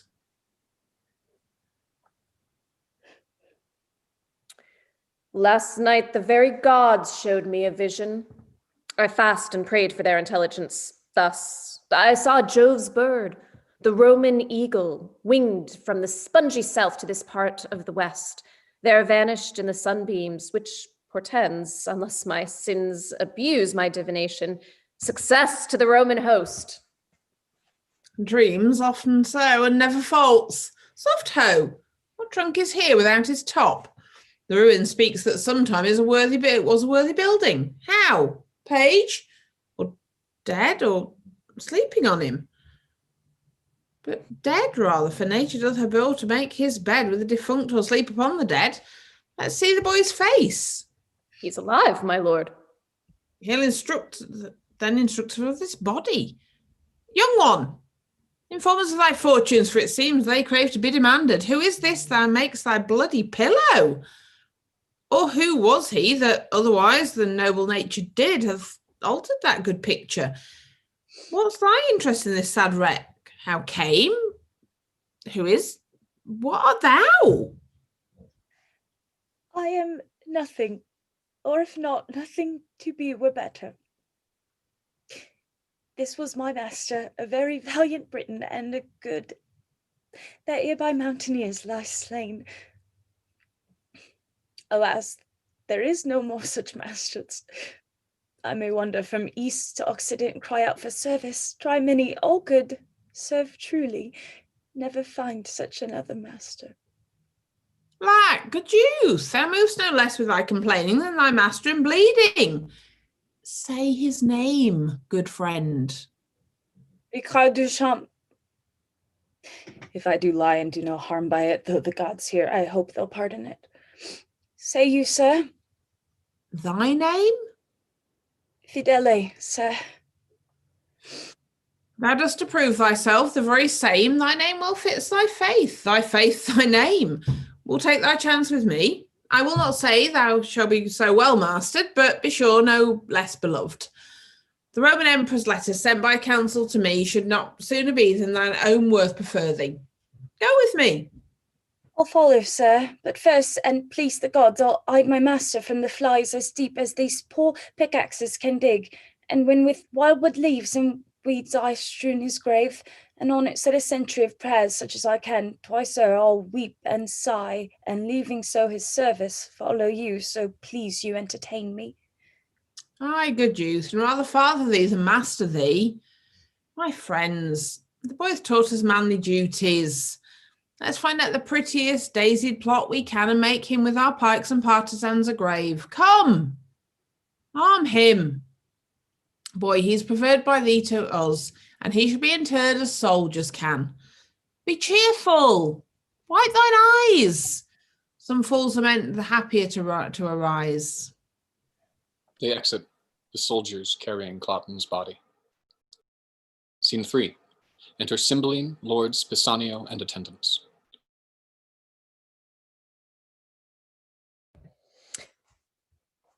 Again, and bring me word how 'tis with her. A fever with the absence of her son, a madness of which her life's in danger. Heavens, how deeply you at once do touch me. Imogen, the great part of my comfort, gone. My queen upon a desperate bed, and in a time when fearful wars point at me, her son gone, so needful for this present. It strikes me past the hope of comfort. But for thee, fellow, who needs must know of her departure, and dost seem so ignorant, will enforce it from thee by a sharp torture. Sir, my life is yours. I humbly set it at your will. But for my mistress, I know nothing where she remains, why gone, nor when she purposes return. Beseech your highness, hold me your loyal servant.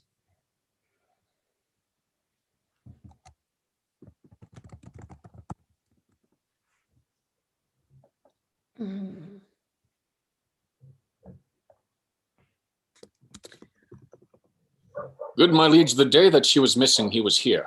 I dare be bound he's true and shall perform all parts of his subjection loyally. For Cloten there wants no diligence in seeking him, and will no doubt be found. The time is troublesome. We'll slip you for a season, but our jealousy does yet depend. So please your majesty, the Roman legions, all from Gallia drawn, are landed on your coast with a supply of Roman gentlemen by the Senate sent. Now for the counsel of my son and queen. I am amazed with matter. Good my liege, your preparation can affront no less than what you hear of. Come more, for more you're ready. The want is but to put those powers in motion that long to move. I thank you. Let's withdraw and meet the time as it seeks us. We fear not what can from Italy annoy us, but we grieve at chances here. Away. I heard no letter from my master since I wrote him Imogen was slain. 'Tis strange. Nor hear I from my mistress, who did promise to yield me often tidings. Neither know I what is betide to Cloten, but remain perplexed in all. The heavens still must work. When I am false, I am honest. Not true to be true. These present wars shall find I love my country, even to the note of the king, or I fall in them. All of the doubts by time, let them be cleared. Fortune brings in some boats that are not steered. Scene 4. Enter Morgan, Polydor, and Codwall.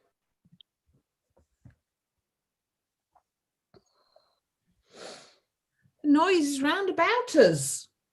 Let us from it. What pleasure, sir, find we in life to lock it from action and adventure? Hey, what hope have we in hiding us?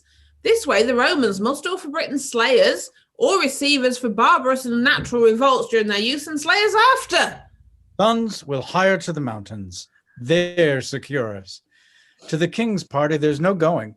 Newness of Cloten's death, we being not known, not mustered among the bands, may drive us to a render where we have lived, and so extort from that which we have done, whose answer would be death, drawn on with torture.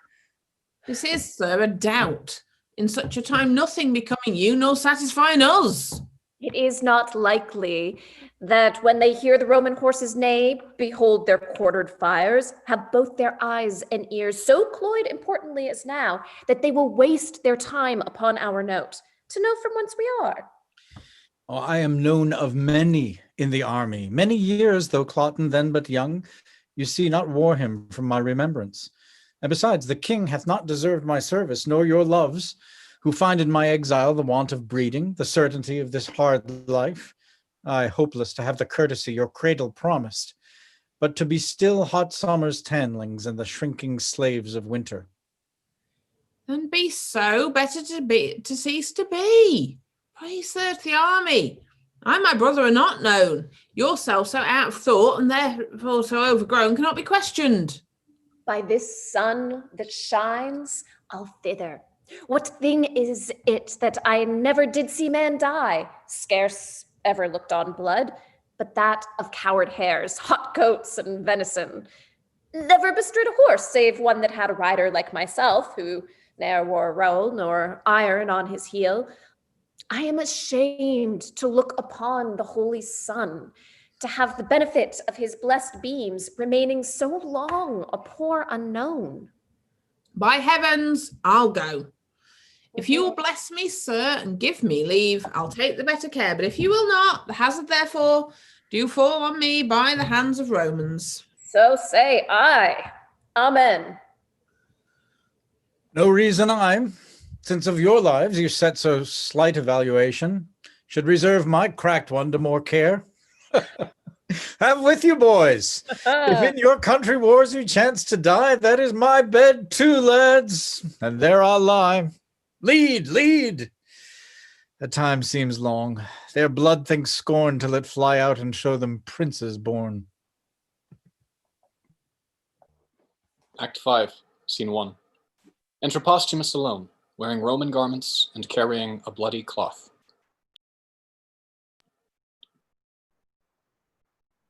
Yea, bloody cloth, I'll keep thee, for I wished thou shouldst be colored thus. You married ones, if each of you should take this course, how many must murder wives much better than themselves for wrying but a little?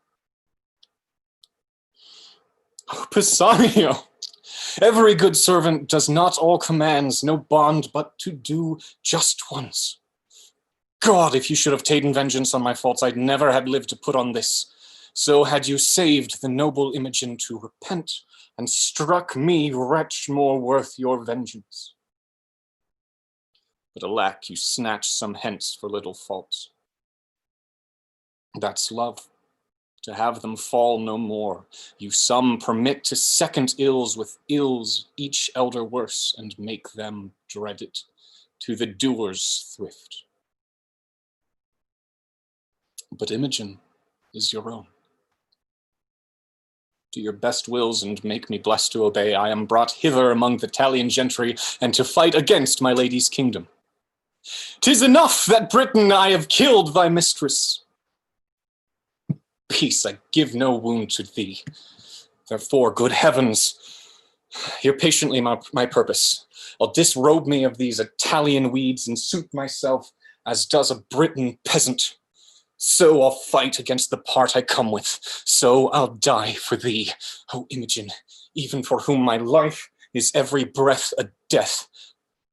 And thus unknown, pitied nor hated, to the face of peril myself I'll dedicate. Let me make men know more valor in me than my habits show. Gods, put the strength of the Leonati in me to shame the guise of the world. I will begin the fashion, less without and more within. Scene 2. Enter Lucius, Iachimo, and the Roman army at one door and the Briton army at another. Leonidas Posthumus following like a poor soldier. They march over and go out, then enter again in skirmish. Iachimo and Posthumus. He vanquisheth and disarmeth Iachimo, and then leaves him. Oh, the heaviness and guilt within my bosom takes off my manhood. I have belied a lady, the princess of this country, and the air on it revengingly enfeebles me. Or I could this Carl, a very drudge of nature's, have subdued me in my profession. Knighthoods and honors born as I wear mine are titles but of scorn. If that thy gentry, Britain, go before this lout, as he exceeds our lords, the odds is that we scarce are men, and you are gods. The battle continues. The Britons fly. Cymbeline is taken. Then enter to his rescue Belarius, Guiderius, and Arviragus as Morgan, Polydor, and Codwal. Stand! Stand! We have the advantage of the ground. The lane is guarded. Nothing routs us but the villainy of our fears. Stand! Stand! Stand! Enter Posthumus and seconds the Britons. They rescue Cymbeline and exit. Then enter Lucius, Iachimo, and Imogen as Fidele. Away, boy, from the troops, and save thyself, for friends kill friends, and the disorders such as war were hoodwinked. 'Tis their fresh supplies. It is a day turned strangely all betimes. Let's reinforce or fly. Scene 3. Enter Posthumus and a Briton lord. Camest thou from where they made the stand? I did, though you, it seems, come from the flyers. Aye. No blame be to you, sir, for all was lost, but that the heavens fought. The king himself of his wings destitute, the army broken, and but the backs of Britain seen, all flying through a straight lane. The enemy full-hearted, lolling the tongue with slaughtering, having work more plentiful than tools to do it, struck down, some mortally, some slightly touched, some falling merely through fear that the straight pass was damned with men hurt behind, and cowards living to die with lengthened shame. Where was this lane? Close by the battle, ditched and walled with turf, which gave advantage to an ancient soldier, an honest one, I warrant, who deserved so long a breeding as his white beard came to, in doing this for his country. Athwart the lane, he with 2 striplings, lad, more like to run the country base than to commit such slaughter with faces fit for masks, or rather fairer than those for preservation, caste or shame, made good the passage. Cried to those that fled, our Britons' hearts die flying, not our men to darkness fleet souls that fly backwards. Stand, or we are Romans, and will give you that like beasts which you shun beastly and may save but to look back in frown. Stand! Stand! These 3,000 confident in act as many, for 3 performers are the file when all the rest do nothing. With this word, stand! Stand, accommodated by the place, more charming with their own nobleness, which could have turned a distaff to a lance, gilded pale looks, part shame, part spirit renewed, that some turned coward, but by example. Oh, a sin in war, damned in the first beginners, gan to look the way that they did, and to grin like lions upon the pikes of the hunter. Then began a stop at the chaser, a retire, anon a rout, confusion, thick. Forthwith they fly, chickens the way which they stooped, eagles, slaves the strides they victors made, and now our cowards like fragments in hard voyages became the life of the need. Having found The back door open of the unguarded hearts. Heavens, how they wound. Some slain before, some dying, some their friends, or born in the former wave. 10 chased by one are now each one of the slaughtermen of 20. Those that would die or e'er resist are grown the mortal bugs of the field. This was strange chance. A narrow lane, an old man, and 2 boys. Nay, do not wonder at it. You're made rather to wonder at the things you hear than to work any. Will you rhyme upon't, invented for a mockery? Here is one. 2 boys, an old man, twice a boy Elaine, preserved the Britons, was the Romans' bane. Nay, be not angry, sir. Back to what end? Who dares not stand his foe, I'll be his friend. For if he'll do as he is made to do, I know he'll quickly fly my friendship too. You have put me into rhyme. Farewell. You're angry. Still going!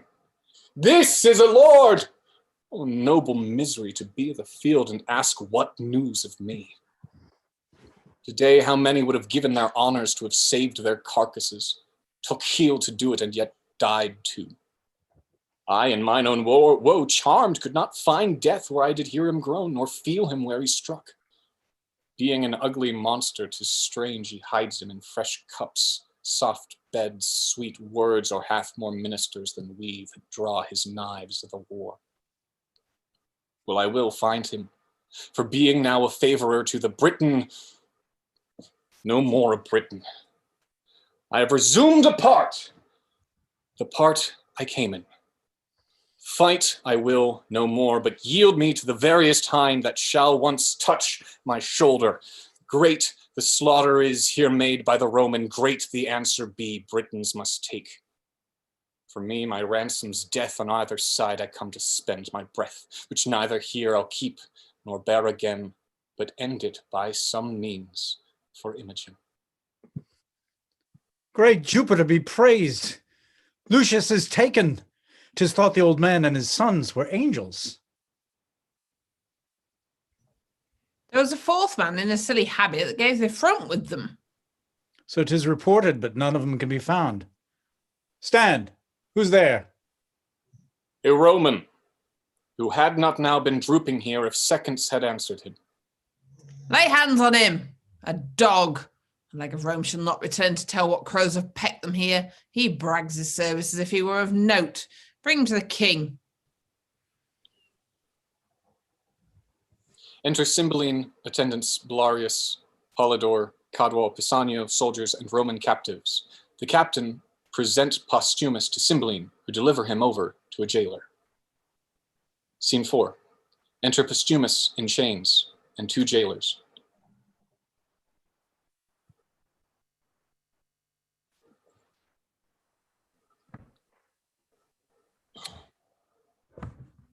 You shall not now be stolen. You have locks upon you, so graze as you find pasture. Aye, my stomach. Most welcome bondage, for thou art away, I think, to liberty. Yet am I better than one that's sick of the gout, since he had rather grown so in perpetuity than be cured by the sure physician.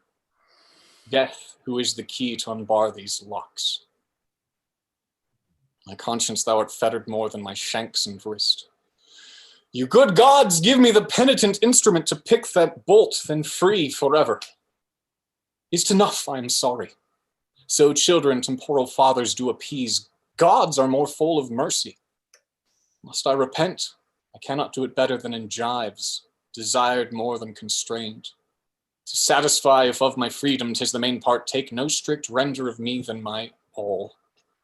I know you are more clement than vile men, who of their broken debtors take a third, a sixth, a tenth, letting them thrive again on their abatement. That's not my desire. For Imogen's dear life, take mine. And though 'tis not so dear, yet 'tis a life, you coined it. Between man and man they weigh not every stamp. Though light, take pieces for the figure's sake. You, rather mine, being yours. And so great powers, if you will take this audit, take this life and cancel these cold bonds. O Imogen, I'll speak to thee in silence. He lies down and sleeps. Solemn music. Enter as in an apparition, Caecilius Leonatus, father to Postumus, an old man attired like a warrior, leading in his hand an ancient matron, his wife and father to Postumus, with music before them. Then, after other music, follows the two young Leonati, brothers to Postumus, with wounds as they died in the wars. They circle Postumus round as he lies sleeping. No more, thou thunder master, show thy spite on mortal flies. With Mars fall out, with Juno chide, that thy adulteries rates and revenges. Hath my poor boy done aught but well, whose face I never saw? I died, whilst in the womb he stayed, attending nature's law. Whose father then, as men report, thou, orphan's father, art, thou shouldst have been, and shielded him from this earth-vexing smart.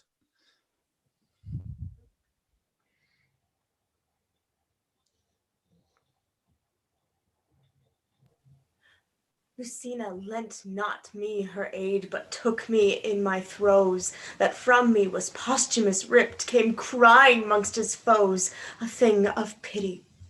Great nature, like his ancestry, molded the stuff so fair that he deserved the praise of the world as great Caecilius' heir. When once he was mature for man, in Britain where was he that could stand up his parallel, or fruitful object be an eye of Imogen that best could deem his dignity? With marriage, wherefore was he mocked to be exiled and thrown from Leonati's seat, and cast from her his dearest one, sweet Imogen? Why did you suffer Iachimo, slight thing of Italy, to taint his nobler heart and brain with needless jealousy, and to become the geck and scorn of the other's villainy? For this from stiller seats we came, our parents and us twain, that striking in our country's cause fell bravely and were slain, our fealty and Tenantius's right with honor to maintain. Like hardiment Posthumus hath to Cymbeline performed.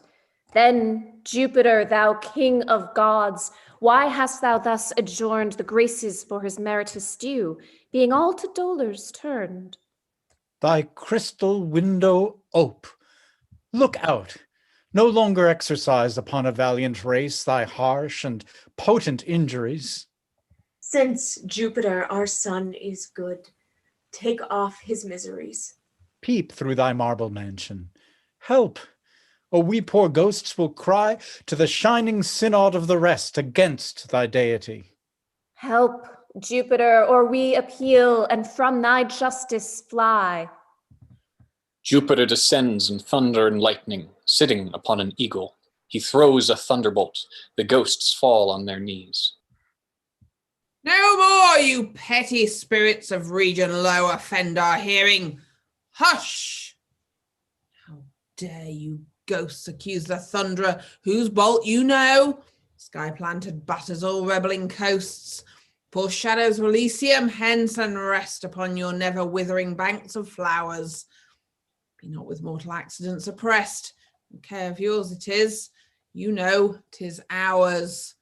Whom best I love, I cross to make my gift, the more delayed, delighted. Be content.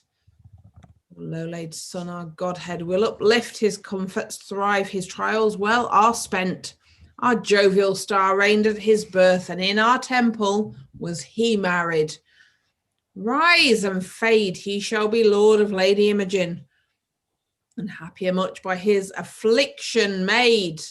This tablet lay upon his breast, wherein our pleasure his full fortune doth confine, and so away. No farther with your din express impatience, lest you stir up mine. Mount, eagle, to my palace crystalline. Ascends.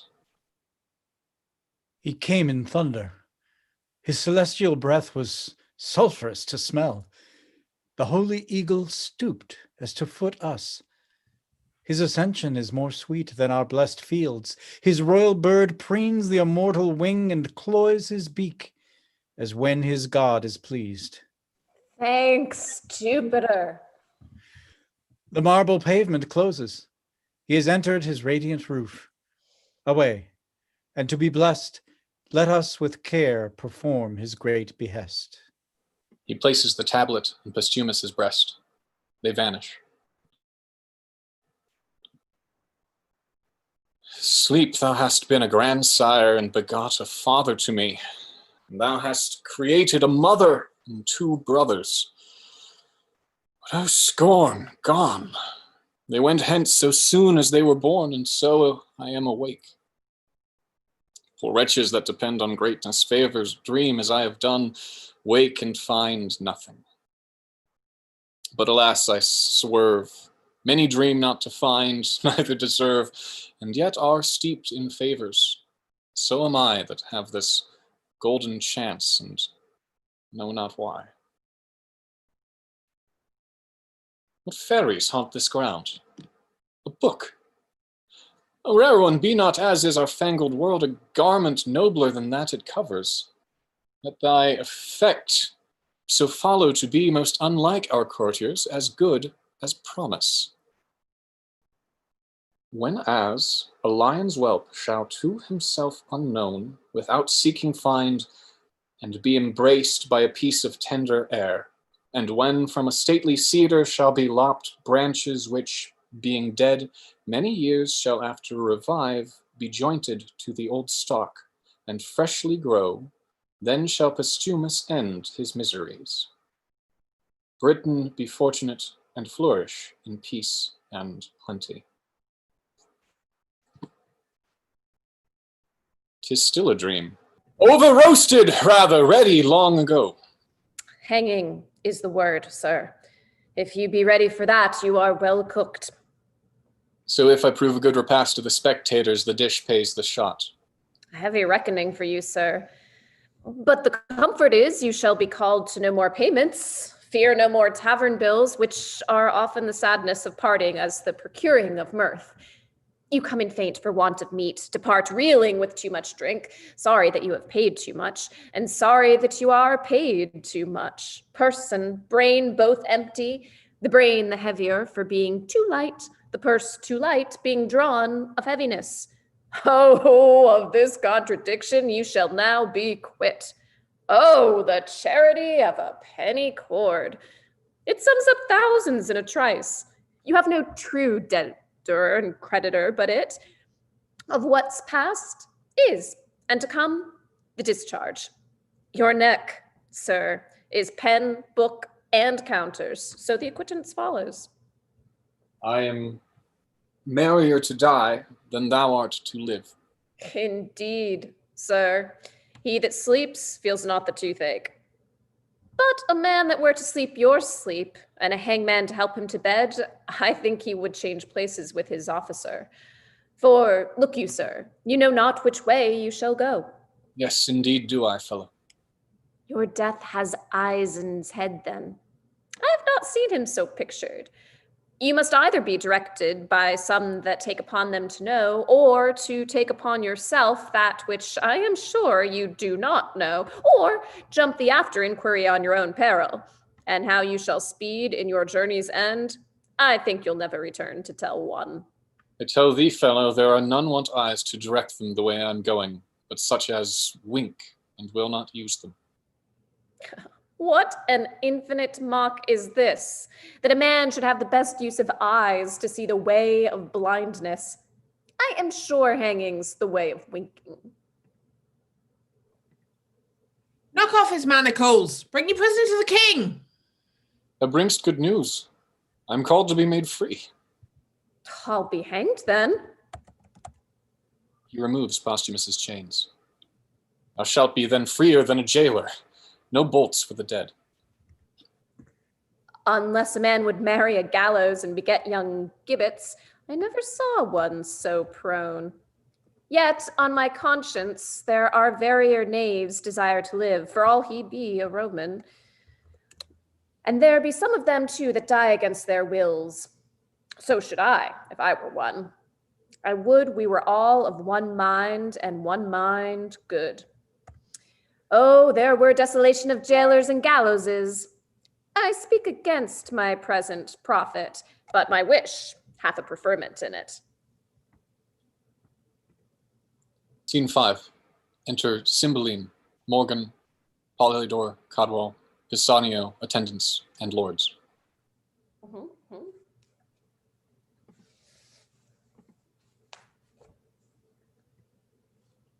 Stand by my side, you whom the gods have made preservers of my throne.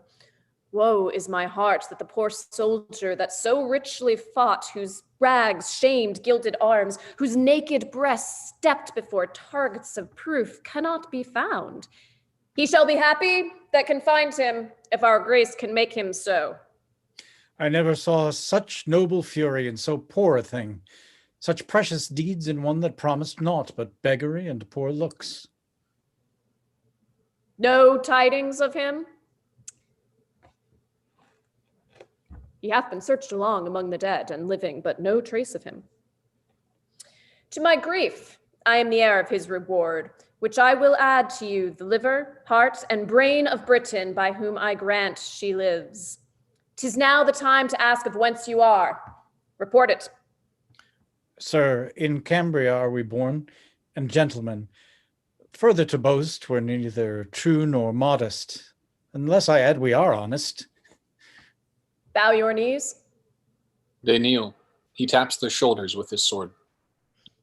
Arise, my knights of the battle.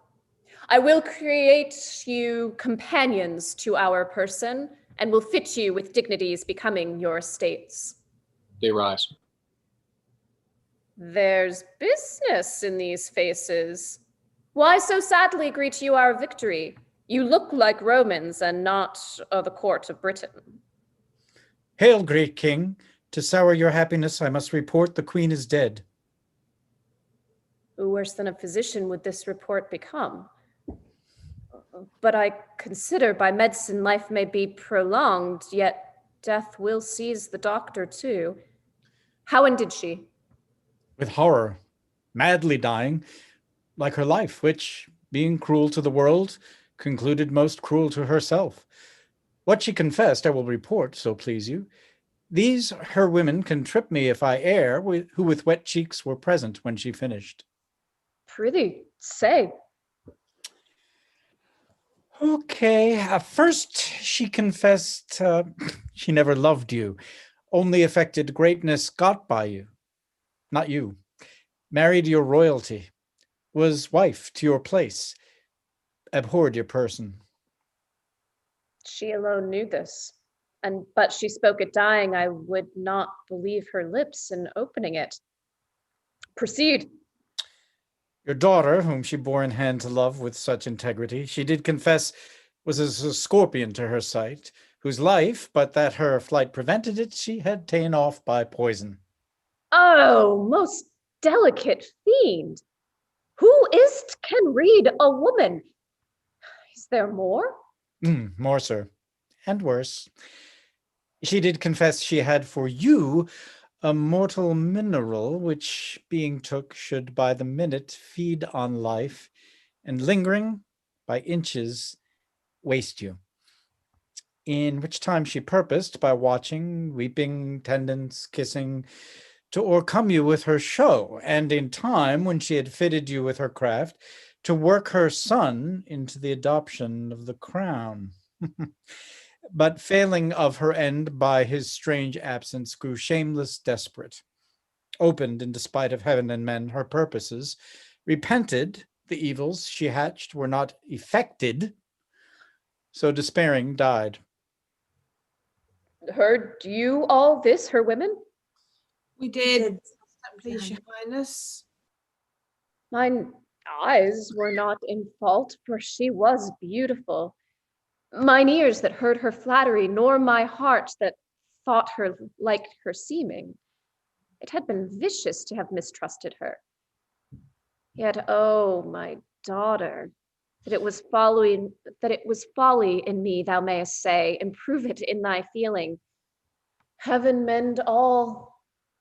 Enter Lucius, Iachimo, soothsayer, and other Roman prisoners, Postumus, Leonatus behind, and Imogen as Fidele with Britain soldiers as guards. Thou comest not, Caius, now for tribute. That the Britons have raised out, though with the loss of many a bold one, whose kinsmen have made suit that their good souls may be appeased with slaughter of you their captives, which ourselves have granted. So think of your estate. Consider, sir, the chance of war. The day was yours by accident. Had it gone with us, we should not, when the blood was cool, have threatened our prisoners with the sword. But since the gods will have it thus, that nothing but our lives may be called to ransom, let it come. Sufficeth a Roman with a Roman's heart can suffer. Augustus lives to think on't, and so much for my peculiar care. There's one thing only I will entreat. My boy, a Briton born, let him be ransomed. Never master had a page so kind, so duteous, diligent, so tender over his occasions, true, so feat, so nurse-like. Let his virtue join with my request, which I'll make bold your highness cannot deny. He hath done no Briton harm. He hath served a Roman. Save him, sir. Spare no blood besides. I have surely seen him. His favor is familiar to me. Boy, thou hast looked thyself into my grace and art mine own. I know not why, wherefore to say, live, boy, ne'er thank thy master. Live, and ask of Cymbeline what boon thou wilt. Fitting my bounty and thy state, I'll give it. Yea, though thou do demand a prisoner, the noblest ta'en. I humbly thank your highness. I do not bid thee beg my life, good lad, and yet I know thou wilt. No, alack. There's other work in hand. I see a thing bitter to me as death. Your life, good master, must shuffle for itself. Boy disdains me. He leaves me, scorns me. Briefly die their joys that place them on the truth of girls and boys. Why stands he so perplexed? Imogen stares at Iachimo. What wouldst thou, boy? I love thee more and more. Think more and more what's best to ask. Know'st him thou look'st on? Speak, wilt have him live? Is he thy kin, thy friend? He's a Roman, no more kin to me than I to your highness, who being born your vassal am something nearer. Why forayest him so? I'll tell you, sir, in private, if you please to give me hearing. Aye, with all my heart, and lend my best attention. What's thy name? Fidele, sir. Thou art my good youth, my page. I'll be thy master. Walk with me. Speak freely. Cymbeline and Is Imogen. not this boy revived from death? One sand another not more resembles that sweet rosy lad who died and was Fidele. What think you? Same dead thing alive. Peace, peace. See further. He eyes us not. Forbear. Creatures may be alike. Were it he, I am sure he would have spoke to us. But we see him dead. Be silent. Let's see further. It is my mistress. Since she is living, let the time run on to good or bad.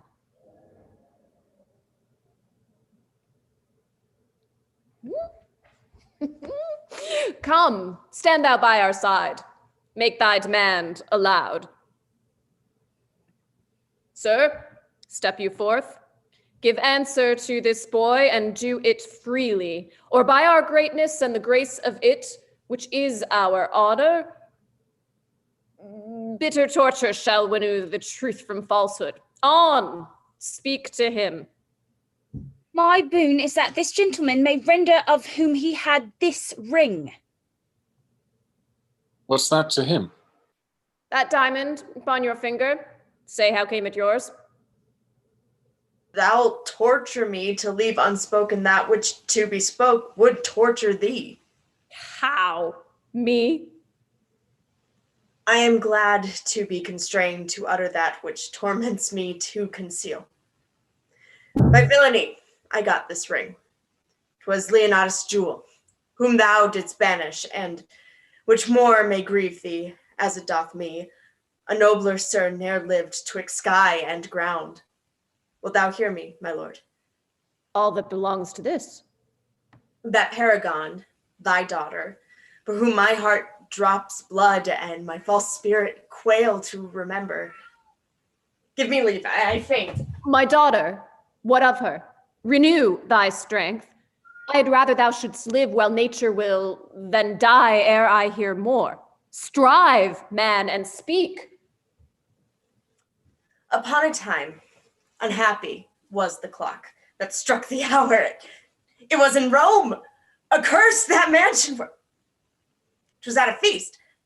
Oh, would our viands had been poisoned, or at least thou, which I have heaved dead. The good Posthumus. What should I say? He was too good to be where ill men were, and was the best of all amongst the rarest of good ones, sitting sadly, hearing us praise our loves of Italy for beauty that made barren the swelled boast of him that best could speak, for feature, laming the shrine of Venus or straight pipe Minerva, postures beyond brief nature for condition, the shop of all qualities that man loves woman for, besides that hook of wiving, fairness which strikes the eye. Stand on fire, come to the matter. All too soon I shall, unless thou wouldst grieve quickly. This Posthumus, most like a noble lord in love, and one that had a royal lover, took his hint, and not dispraising whom we praised, therein he was calm as virtue. He began his mistress' picture, which by his tongue being made, and then a mind put to it, either our brags were cracked of kitchen trulls, or his description proved us unspeaking sots. Nay, to the purpose. Your daughter's chastity, there it begins. He spake of her as Diane had hot dreams, and she alone were cold. Whereat I, wretch, made scruple of his praise, and wagered with him pieces of gold gainst his, which then he wore upon his honored finger, to attain in suit the place of bed, win this ring, by hers and mine adultery. He, true knight, no lesser of her honor confident than I did truly find her, stakes this ring, and would so, had it been a carbuncle of Phoebus' wheel, and might so safely, had it been all the worth of card. Away to Britain post I in this design. Well, may you, sir, remember me at court, where I was taught of your chaste daughter the wide difference of twixt amorous and villainous. Being thus quenched of hope no longer, mine Italian brain gain in your duller Britain operate most vilely, for my vantage, excellent. And to be brief, my practice so prevailed that I returned with similar proof enough to make the noble Leonatus mad by wounding his belief in her renown with tokens thus and thus, averring notes of chamber hanging pictures, this, her bracelet. Oh, cunning how I got it. Nay, some marks of secret on her person that he could not but think her bond of chastity quite cracked. I obtained the forfeit, whereupon methinks I see him now. Aye, so thou dost, Italian fiend. Ay me, most credulous fool, egregious murderer, thief. Anything that's due to all the villains past in being to come, oh, give me cord, or knife, or poison some upright justicer. Thou king, send out for torturers ingenious. It is I that all the horrid things of the earth amend by being worse than they. I am Posthumus that killed thy daughter. Villain like I lie that caused a lesser villain than myself, a sacrilegious thief, to do it. The temple of virtue was she, yea, and she herself spit and throw stones, cast mire upon me, set the dogs of the street to bay me. Every villain be called Posthumus Leonatus, and be villainy less than 'twas. Oh, Imogen, my queen, my life, my wife, oh, Imogen. Peace, my lord, here. Thou have a play of this, thou scornful page, thou lie thy part. Oh, gentlemen, help! Mine and your mistress! Oh, my lord Posthumus! You ne'er killed Imogen till now. Help! Help, mine honored lady. Does the world go round? Here comes these staggers on me. Wake, my mistress. If this be so, the gods do mean to strike me to death with mortal joy. How fares my mistress? Oh, get thee from my sight, thou gavest me poison. Dangerous fellow, hence, breathe not where princes are. The tune of Imogen. Lady, the gods throw stones of sulfur on me if that box I gave you was not thought by me a precious thing. I had it from the queen. New matter still? It poisoned me. Oh, gods. I left out one thing, which the queen confessed, which must approve the honest. If Pisanio have, said she, given his mistress that confection which I gave him for cordial, she is served as I would serve a rat. What's this, Cornelius? The queen, sir, very oft importuned me to temper poisons for her, still pretending the satisfaction of her knowledge only in killing creatures vile as cats and dogs, of no esteem. I, dreading that her purpose was of more danger, did compound for her a certain stuff which, being ta'en, would cease the present power of life, but in short time all offices of nature should again do their due functions. Have you ta'en of it? Most like I did, for I was dead. My boys, there was our error.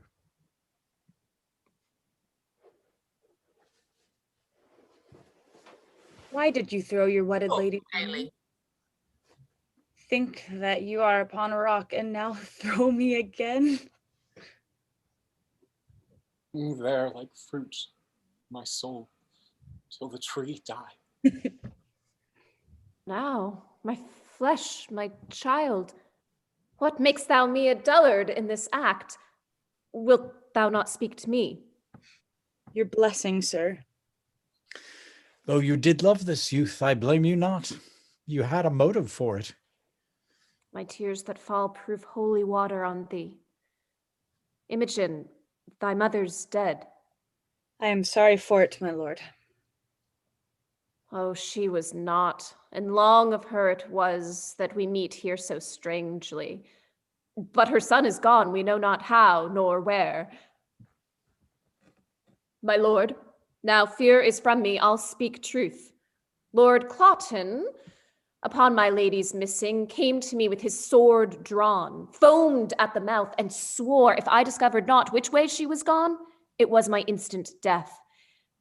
By accident, I had a feigned letter of my master's then in my pocket, which directed him to seek her on the mountains near to Milford, where, in a frenzy, in my master's garments, which he enforced from me, away he posts with unchaste purpose, and with oath to violate my lady's honor. What became of him I further know not. Let me end the story. I slew him here. May the gods forfend. I would not thy good deeds should from thy lips pluck a hard sentence. Prithee, valiant youth, deny it again. I have spoke it, and I did it. He was a prince. A most uncivil one. The wrongs he did me were nothing prince-like, for he did provoke me with language that would make me spurn the sea, if it could so roar to me. I cut off said, and I'm right glad he's not standing here to tell this tale of mine. I am sorrow for thee. By thine own tongue thou art condemned, and must endure our law. Thou art dead. That headless man I thought had been my lord. Find the offender, and take him from our presence. Stay, Sir King. This man is better than the man he slew, as well descended as thyself, and hath more of thee merited than a band of Clotons had ever scar for. Let his arms alone. They were not born for bondage. Why, old soldier, wilt thou undo the worth thou art unpaid for by tasting of our wrath? How? Of descent as good as we? In that he spoke too far, and thou shalt die for it. We will die all three, but I will prove that Tuanas are as good as I have given out him. My sons, I must, for mine own part, unfold a dangerous speech, though happily well for you. Your danger's ours. Ah, good. His. Have at it then. By leave, thou hadst, great king, a subject who was called Belarius. What of him? He is a banished traitor. He it is that hath assumed this age. Indeed, a banished man. I know not how a traitor. Take him hence. The whole world shall not save him. Not too hot. First, pay me for the nursing of thy sons, and let it be confiscate all so soon as I have received it. Nursing of my sons? I am too blunt and saucy. Here's my knee. Ere I arise, I will prefer my sons, then spare not the old father. Mighty sir, these two young gentlemen that call me father and think they are my sons are none of mine. They are the issue of your loins, my liege, and blood of your begetting. Ow, my issue.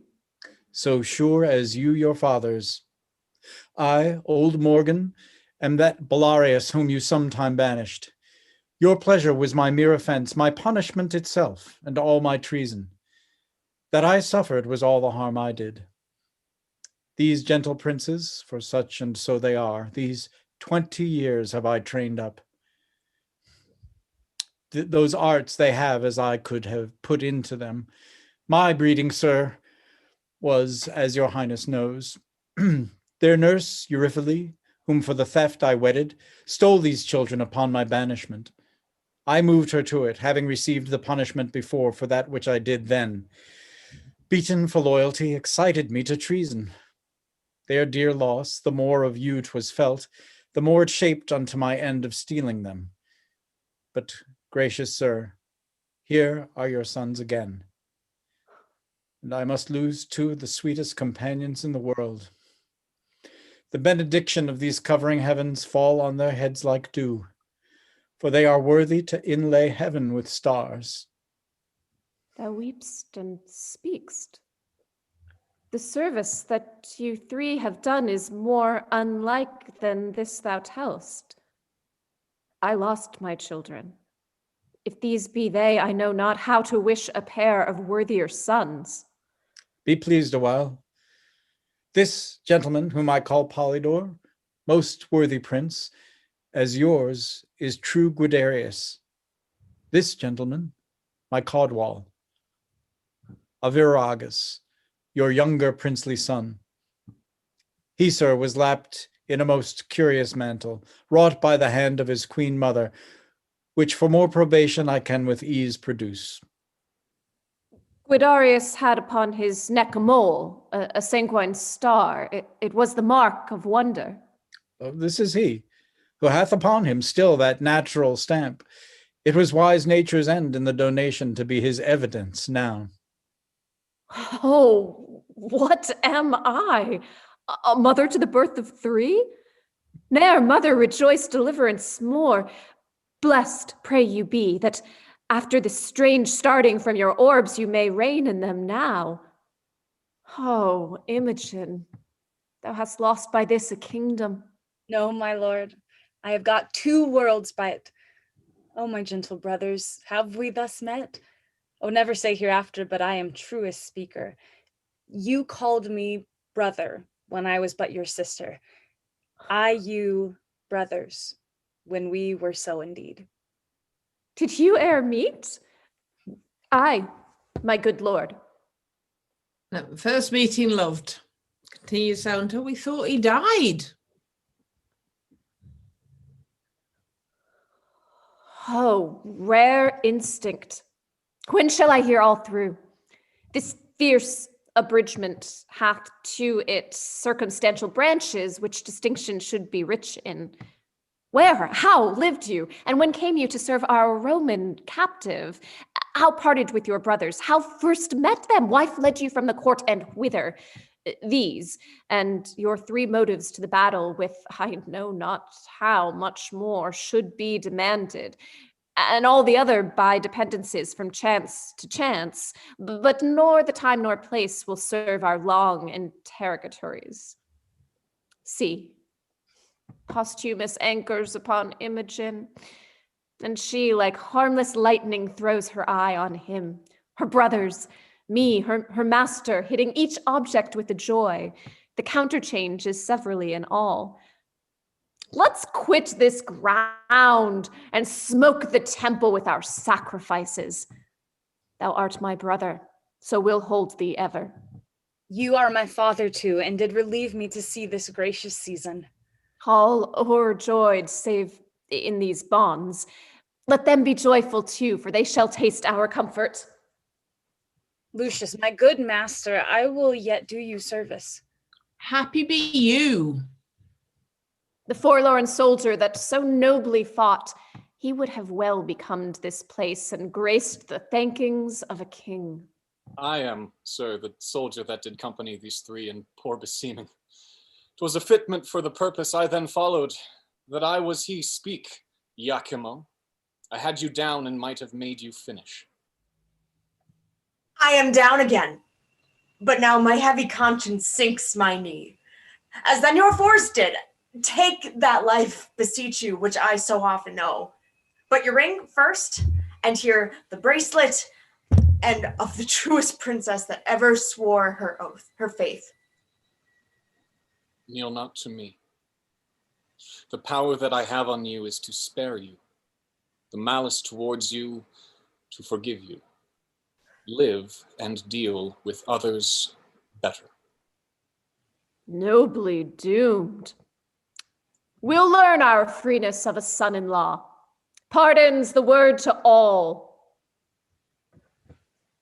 You help us, sir, as you did mean intend to be our brother. Joyed are we that you are. Your servant, princes.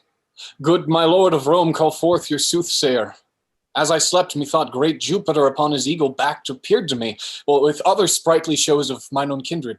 When I waked, I found this label on my bosom, whose containing is so from sense and hardness that I can make no collection of it.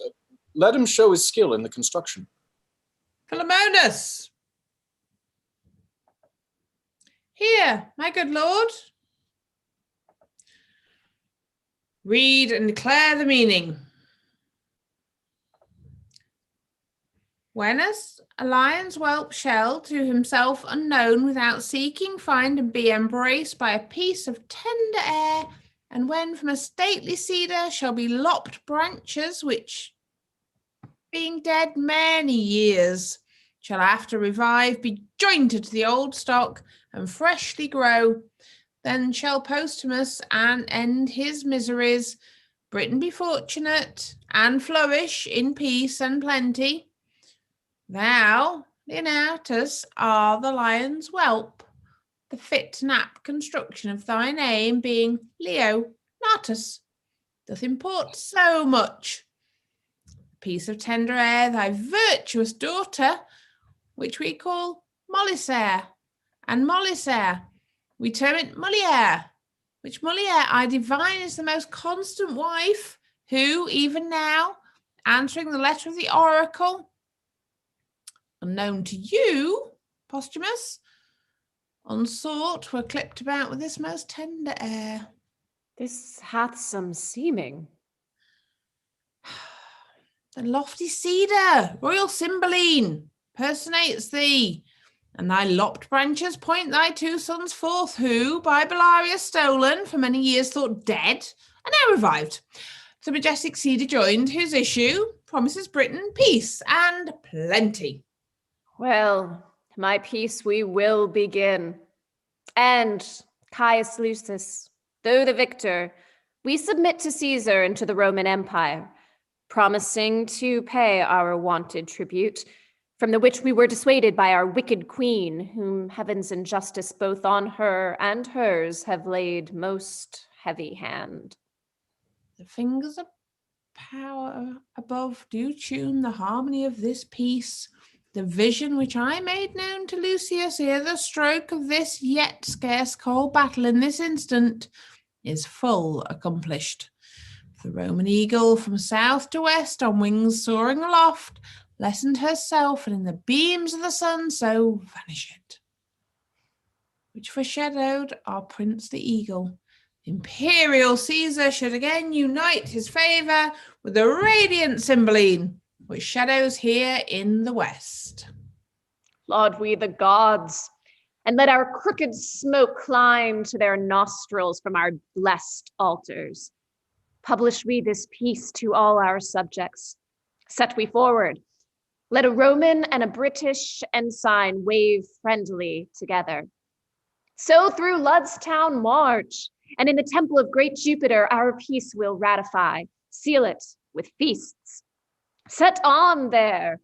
Never was a war did cease ere bloody hands were washed with such a peace.